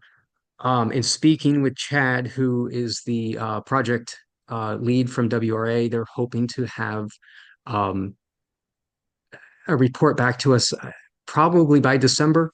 We're hopeful for December, and then we'll be able to proceed from there. I'd like to provide an update with regards to the Connecticut Avenue CSX bridge, pedestrian bridge that we have applied for a grant with a number of times, the SS4A grant. We are proceeding with the final application. We have not been successful thus far. I will be honest with you, the goalposts keep getting moved on us, and I am not expecting to be awarded this grant. It is unfortunate because we've been given some feedback over the last 2 cycles that told us what we needed to upgrade and change to get this, and it just keeps changing. And this is the last year of the grant. It has become even more competitive, and we'll give it another shot, but I'm not hopeful Matt, that we the will. changes are Yeah. those from DOT staff? Is that from the TA providers from National League of Cities? Like, Yeah. where's it coming from? I mean, I'm not. We got some very poor advice from National League of Cities to start. I would say the group meetings that we've had with them over the last 2 years have been helpful, but they have not gotten to us where we need to be. I mean, I think it's become incredibly competitive. More municipalities, more cities have been able to file this application than they did maybe 2 or 3 years ago. They're more competitive, and we are just not meeting their minimum requirements. It's something that I think we should continue to pursue, maybe through some federal money with our federal elected officials, and maybe working with the state and county. But I'm not hopeful on this grant at this point. So, Matt, what is some of the feedback for the requirements that we're not hitting? Is it about underserved communities. That was what we got 2 years ago, and I thought we addressed it pretty well. Alex did a very good job addressing that. And this past year, the feedback that we got, Alex, I can't remember exactly what they said this last time, if you remember. I think it was Yeah. the safety. We haven't had this- the fatal accidents that they're looking That's what it for. was. We haven't had any. Yeah, which We was have not to even have addressed people die first before we do something. But pretty we, much. We do have a video of a guy almost getting smoked by that train, 2 weeks ago? Yeah, but this is Yeah. for the pedestrian Connecticut Avenue Bridge. but this is Um, even more of a reason. I mean, that's Yeah. where he could be crossing and not Indeed. there. That's the point, is that displaces the need to have that crossing in some ways too for bikes. But I don't. There have been deaths on Connecticut Avenue, along Connecticut Avenue, not at that exact site, but certainly in nearby. We all know about them in the last year. Is that's not counted? It has to be on the site you're going to put the bridge. It's within a certain window of time. I can't remember. It might be incorporated in this application, but the last few years when we applied, there hadn't been any within the window. I think it was only 5 or 6 years. Okay, because there's been two on, like, probably within a quarter mile, right? One within a block and a half. So hopefully we can add that in. Yeah, those will probably be factored in this year, I would say, but I'm not positive. Okay. Yeah, I get the frustration. It's challenging to keep applying, but thank you for doing it. Maybe we can brainstorm if this one doesn't go through, like you said, if there's ways we can get an earmark or something federal. I don't know, because it is a pretty important project, especially with the new restaurants opening over there and all the pedestrian activity. You know, there's a lot of people out there going back and forth. So Nate, has the MTC weighed in or offered to help on this development of this grant in the past? I just know it's a heavy lift for the town staff to put this together, and I can take it to them and see if I can get some volunteers to help pick up the pen. We really appreciate that. It's not, this one's not really a staff issue. It's just that, like I said, I mean, we got some very bad advice from the National League of Cities on our first go on this. We've tried to catch up the last 2 years. We thought we were there. And like I said, basically what we were told is it is incredibly competitive grant. Everyone's had time to put in applications, and we're just not there. So Okay.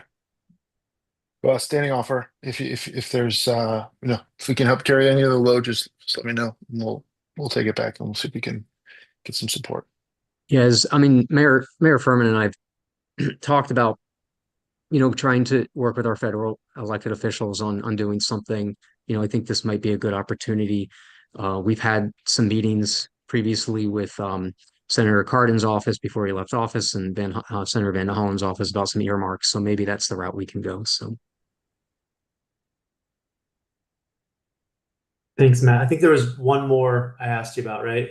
yeah, I do not have any recent updates or communication with the MCDOT. We're going to need to follow up with them with regards to Summit. I need to get some clarity on what they're requesting from us. Summit is not in the corporate limits of the town. It's not our right of way. So I just want to go back and meet with the engineering team and I'm not entirely sure what they're asking for us on a survey. They should have everything. It's not our right of way. It's not our jurisdiction. So I just need to get some clarity from MCDOT on what they need. So Thank you. But just for refreshing everyone else's minds about this, and Stuart, you might not know about this. 3 years ago, we did we basically did outreach to the people on Summit Avenue because there were some requests about the dangers of the intersection that we talk about a lot in MTC and PBAS about Knowles and Summit. But then the conversation kind of extended to, well, what does the bicycling master plan and pedestrian master plan say about that area? Well, there's a designated bike lane that should be put there. And then we've this was shortly after people were coming out of COVID. Then the lines, the traffic was backing up there. People were racing to kind of cut to the right and nearly hitting pedestrians along the sidewalk there that's adjacent to the HOC. So there was discussion around widening the sidewalk, separating with a grass buffer, maybe designating a bike lane, doing a lot of improvements along that. which just kind of ended with what I remember. The county was very gung-ho. Some of the residents on Summit weren't super excited. Others were happy and excited about it. So we had some mixed feedback from residents. We did the walkthrough, but the last I remember was that the county was trying to find information on the right of way and where the survey was that talked about the right of way. And somehow, Matt, I thought we had it, but they didn't, and it wasn't our responsibility, but we had it somewhere. And then the conversation stopped. And I've been trying to kind of pick it up again. And I think, Stuart, in light of the intersection at Knowles and Summit, I think we should get something going again around that whole corridor, including the intersection, that would possibly improve, maybe reduce the length of the curbs between curb to curb, maybe to make it easier to cross. Anything that can improve the safety there, I think, is going to be really important to avoid an accident before it happens, because there have been so many near misses. I've been one of them, and we have many people even on PBAS who've nearly been hit multiple times. So I think it's high time for that conversation. So thanks, Matt, for anything you can do to revive it with MCDOT. So Nate, can I get clarity? Are you still looking to move the sidewalk in along between? I mean, I think it should be part of the discussion. It just kind of, I remember it just kind of went away. They never followed up, right? Is working on it. I think there's quite a bit of right of way there where you look at the telephone poles. Right. There's space, but I would definitely want to communicate with the residents on the street to make sure that they are still, because it will eat quite a bit of their front yard. So yeah, and it may be necessary. I think what they determined was they were kind of self-regulating it by keeping their cars parked there during rush hour, Yes. on the right lane. But I think when it opens up past Brookfield is where it gets, where there was already someone hit there, and they added the cross. the hawk signal. Yeah. That's where it's really close. You get really close to the traffic, and that's where there's no more buffer, where I think it could be. But there were some concerns about having to take some trees down, and I think that is a valid concern. But I think at least getting that bumped in on towards the HOC property would be a significant improvement. So between the Smith house and Yeah, and exactly. Okay. And then Knowles. Yeah. Thanks, Matt. Sure. Two more quick updates. I just wanted to give an update. We've talked about previously doing a storm drain along Farragut Avenue between Lexington Street and St. Paul. There's no residents from Farragut on the call this evening, but I will be sending out a notification to them, let them know that we do have the engineering completed. We've sent it over to WGL. They've made some recommendations on some inlets that they've requested that we move, and we also need to move a portion of the gas line. So we'll work with WGL to make those corrections with the engineering team. And then my hope is that we'll get over to Farragut Avenue sometime in early 2027. And then I also wanted to give a quick update. We do have the H analysis for the Kensington Parkway Bridge. We received it yesterday from Brutus Engineering. It confirmed what we already knew. The existing culvert does not meet the 10-year floodplain requirements. The grate that will be installed to protect the debris will make that even worse. That WSSC has requested on the short term to protect their sewer line. We will need a new bridge structure. So we are meeting with Brutus and Associates later this week to kind of just start kicking around some ideas. Again, this is not a short-term thing for us. It's not a 1-2 year thing. It's kind of 5+ years. But at some point we'll be coming back to the council with some information with regards to building a new bridge at Kensington Parkway. So. And I think everybody was on the email that WSSC is coming back to the Kensington Parkway. They found some additional problems with the sewer pipe, and they're going to be relined by the contractor this week, assuming that the weather isn't a problem. And they did not want to wait on it because we didn't want sewage to go back into the creek and then start that whole thing over again. So they're trying to be more proactive and getting that fixed sooner. I mean, these pipes are 100 years old. They were installed. Yeah, the sewer line was installed in 1915, the main line. So, I mean, they're running into the same issues that we're running into every time we dig. We find another problem, and it's either we don't fix it or we expand the project. So, yeah. So anyway, so they're going to hang around just for a little bit longer, but being proactive is a good thing. Did I see that the timeline for that is like, what did you say, a couple, 3 weeks? Is that what I remember? I think can't that's remember. they Just for said the in the public. email is 2 to 3 weeks. 2 to 3 weeks. Okay, great. Thank you. Okay. Any other questions for from the town manager report? One question, Matt. Hey, just any update on the backstop at St. Paul Park? Just a timeline or when you're thinking about maybe getting to that, getting out the weather's turning and kids are gonna be out of school soon.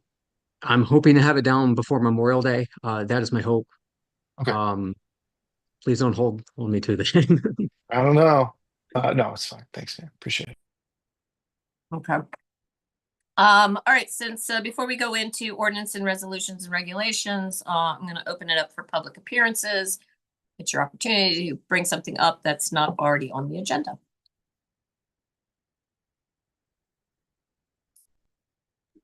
Joe? Thank you, Mayor Furman. I just wonder if the town manager has any updates about street sweeping in the town of Kensington before the end of the current fiscal year. This was a question that arose at last month's council meeting. Anything pending about this street sweeping matter? Yeah, I can confirm that there will be a street sweeping before the end of the fiscal year. We have not confirmed the dates with the contractor yet, but it looks like it's going to be sometime in the next 2 to 3 weeks. And then we will make a notification once we confirm those dates.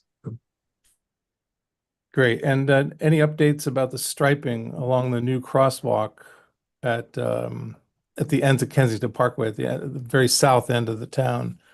The temporary stripes were removed during the winter, I guess, inadvertently, and that crosswalk is not really marked with any kind of striping as it stands now. I think you said at the end of May or something. So the marking contract is tied to the milling and paving of St. Paul Street. Once milling and paving of St. Paul Street, McComas, Madison, and Decatur is completed, the markings will probably be installed within 1 to 2 weeks after that. Right now, milling and paving is now scheduled for after Memorial Day. So you're probably looking at June before the markings are installed. You know, not having any markings at that new crosswalk is a potential hazard. And is there anything you could do in the interim before the month of June to call attention to this crosswalk there for pedestrians? Because motorists do not respect the 20-mile-an-hour speed limit that part of town. Matt, were there markings there before?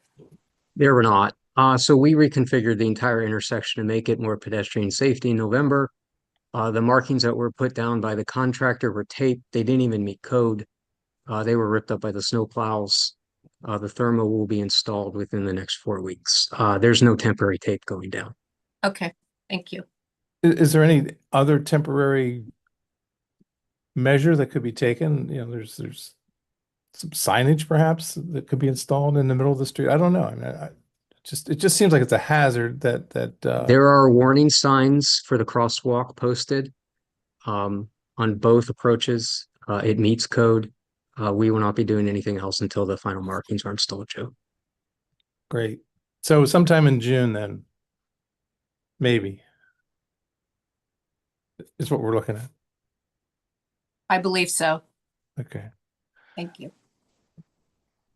And I'm glad, Mayor Furman, that you mentioned the renewed WSSC sewer line work in this end of town. Does anyone have any updated information about the stream restoration work that's related to the WSSC sewer line project on Silver Creek?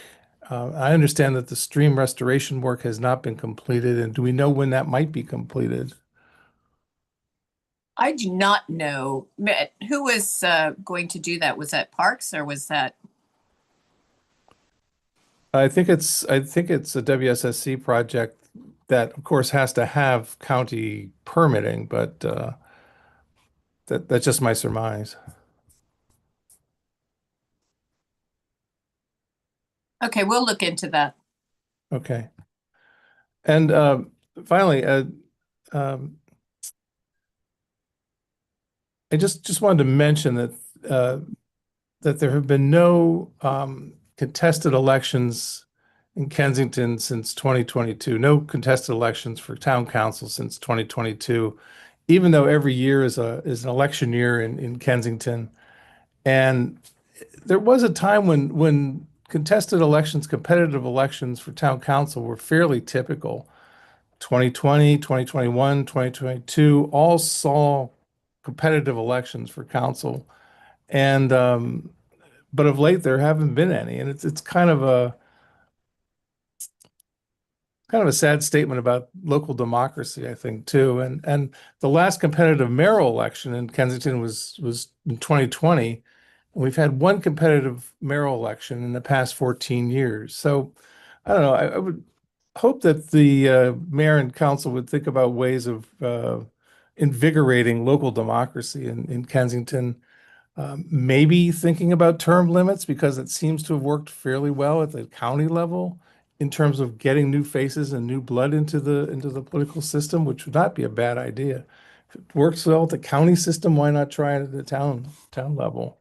So it seems like this is a broader question that might be an interesting discussion to have at a council meeting, inviting residents as well as council members to weigh in on this. Just what would be a way of invigorating local democracy in Kensington?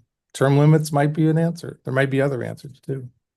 Joe, I just want to share, like, I literally today ran into a neighbor and was encouraging this neighbor to consider running for office in the future. And I think we should all have conversations like that. I don't know that term limits are necessarily the answer, but I welcome the opportunity to encourage more people to run for council, to get involved in committees, and I'd be happy to host some kind of coffee answering questions about what it's like to be on town council. An interesting idea. I was thinking that maybe a portion of a council meeting could be devoted to this question of the health or invigorating local democracy in Kensington. Just as we had a guest speakers tonight from the county police. But yeah, coffee's not a bad idea either.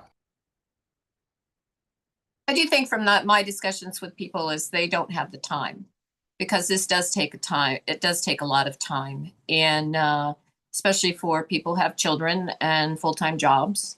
I know, Stuart is new to the council, but he's probably a little surprised about how many meetings there actually are, and how many meetings that you have to go to, not just for the town, but outside the town as well. I've been to 4 meetings already in this week. So, that are part of the town, but, also getting out there in front of the county council to make sure our tax duplications don't disappear, things like that. It takes time, and a lot of people don't want to dedicate that much time to it, or can't. No, I think you make a good point, but people being pressed for time is not necessarily a new phenomenon. And as I said earlier, contested elections for town council used to be fairly typical. I mean, not so long ago, we had contested elections again in 2020, 2021, 2022.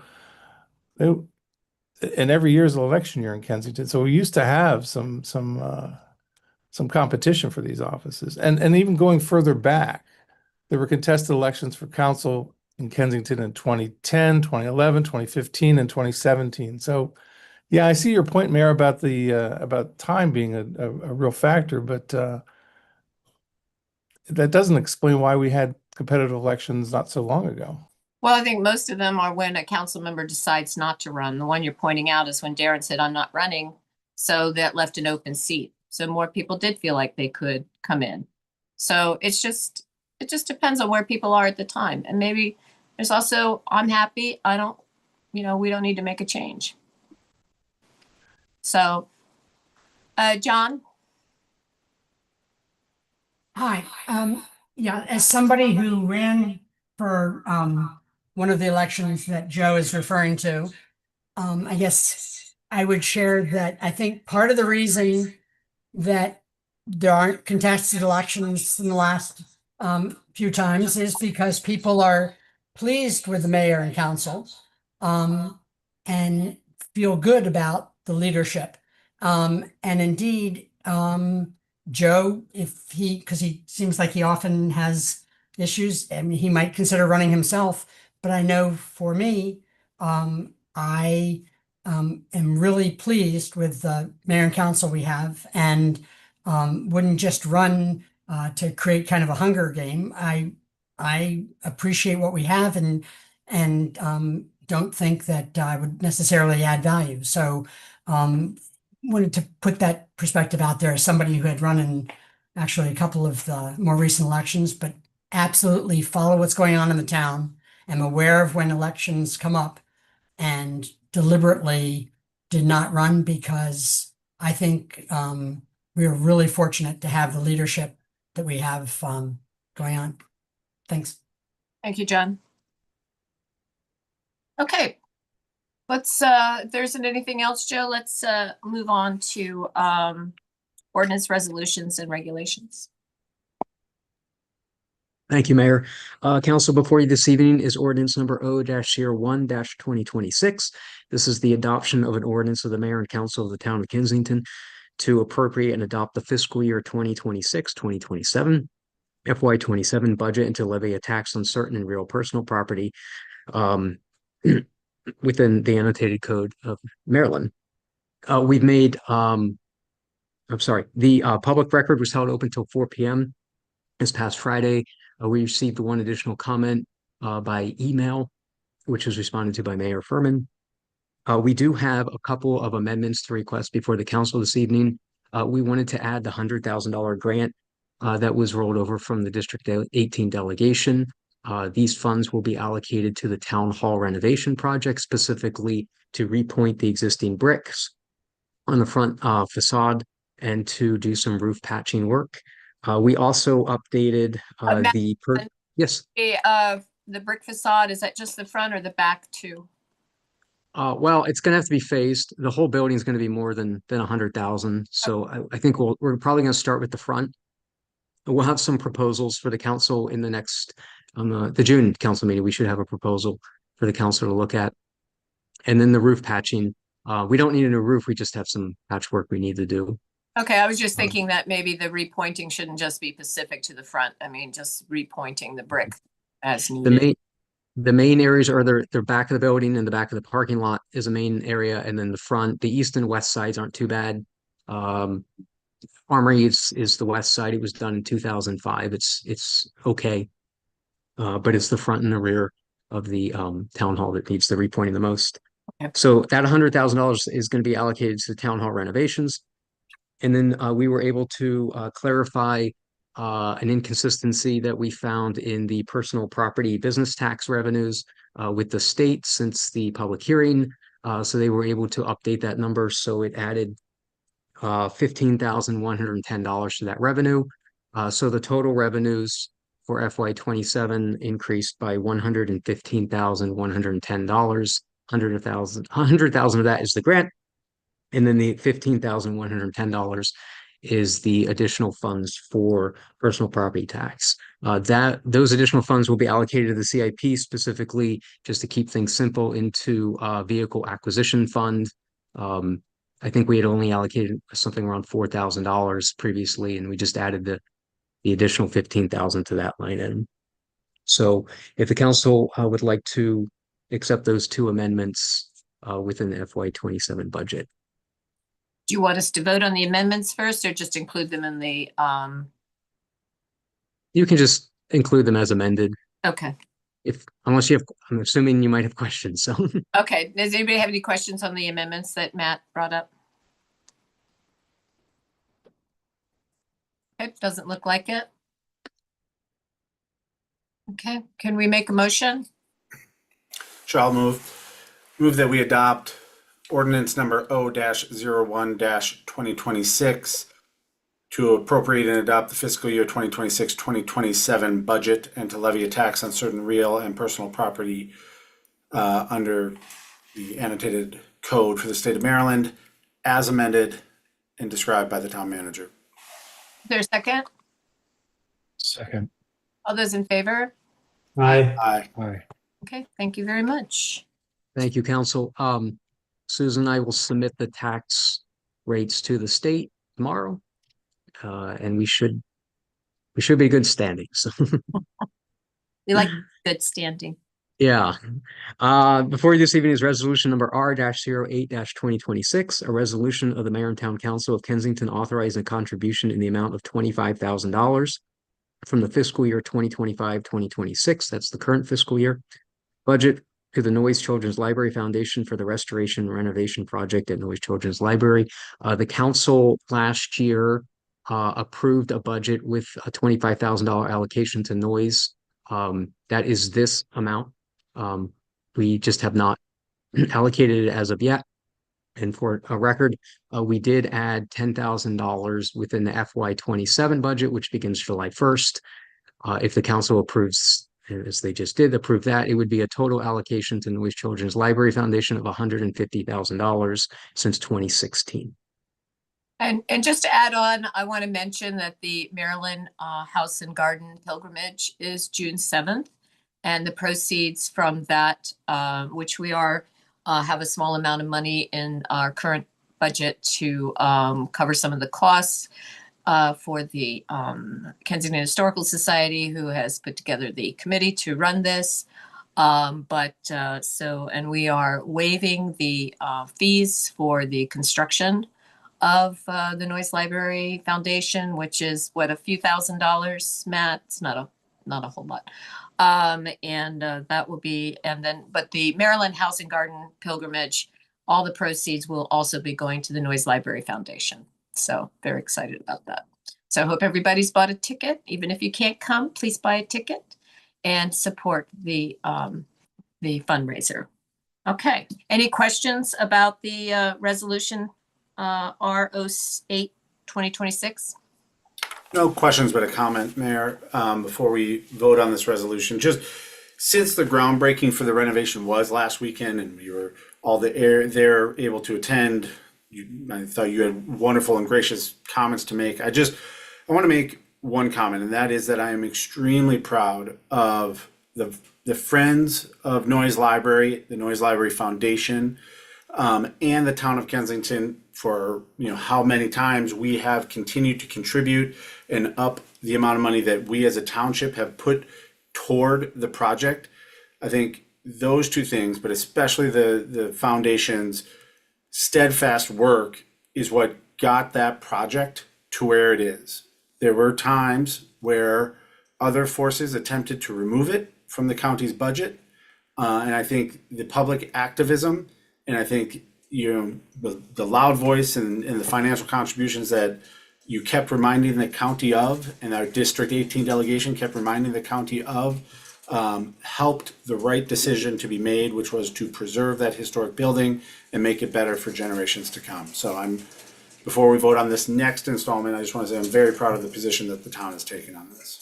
Yeah, and I can't say I got a lot of pleasure when Mark said in a meeting that the town was not giving any money to this project, and I felt good saying no, that is incorrect. That we are making donations to Noyes Foundation. So it's not as big as maybe he would have liked, but we are making that effort, and so I'm very proud of that we pledged to support it. Any other questions? I'm not seeing anything. If I could get someone to approve sorry, words completely lost me. You need a motion. I need I'll move. Thank you. I'll move. Coming into my head with that one. A motion, please. I'll move to approve resolution R-08-2026, authorizing the mayor and town council for a contribution in the amount of $25,000 to the Noyes Children's Library Foundation. Is there a second? I second. All those in favor? Aye. Great, thank you very much. Okay, the last item on the agenda is setting the meeting for next month. I understand from Matt that the 10th, there's a problem with the 10th. Yeah, correct. Thank you, Mayor. There's a slight scheduling conflict with both Susan and I for the 10th. We can make the 10th work, but you'd be helping us out if we could move it up to June 3rd. I don't know if Councilmember Lichter is available that night. If not, would be the 17th. I could do the 3rd or the 17th. Okay. 3rd would be preferable for staff. So Does everybody, can they make the 3rd? Yep, I can do it. We're still remote in June. Yes. Then yes, I'm good. I cannot make the 3rd, and I cannot make the 10th either. I will be out of the country for work on the week of the 9th to the 12th, pulling a Nate Angle, and then I have a work engagement on the night of the 3rd that I cannot move because I'm hosting.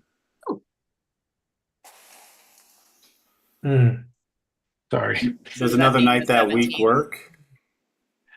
Third. I feel like I'm always the person asking for accommodations. The 4th would work. Thursday the 4th. I've got the entire team is in town Tuesday, Wednesday, Thursday, but they leave town Thursday afternoon. So I can do the night of the 4th. I could do the night of the 1st, and that's just like next week, basically. Well, the 1st is election day, so we'll Ice cream night. Oh, yeah, that's ice cream night. Sorry. Yeah. Well, those 2 weeks, first weeks in June are a mess for me. I apologize. The only thing I'd flag for the 17th is that is the last day of school for Montgomery County. So Yeah, I'd prefer to not do that week Yeah. or early that week or earlier, like anywhere from the 2nd onward to the 16th.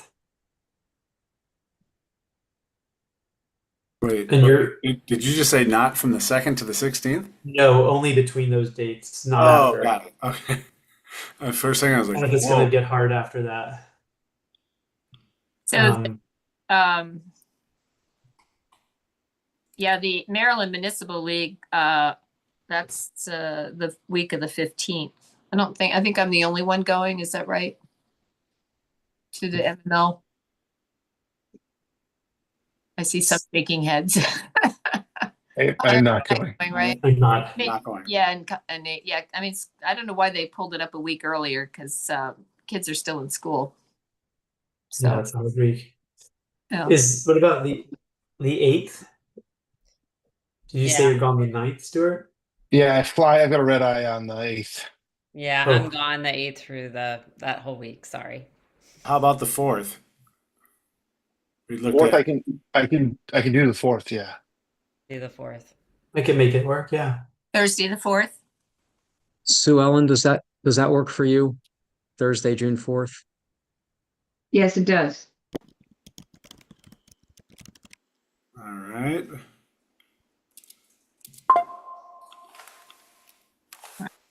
So June 4th, 7 o'clock. And that will be by Zoom. We should be able to do in person in July, and then we'll probably recess then in August. Sounds good. Okay? Thank you for the accommodations, everybody. Really appreciate it. It's very important. Of course. So if I can get a motion to adjourn. I I moved move to adjourn. adjourn. Okay, which one wants to do it? So for the record.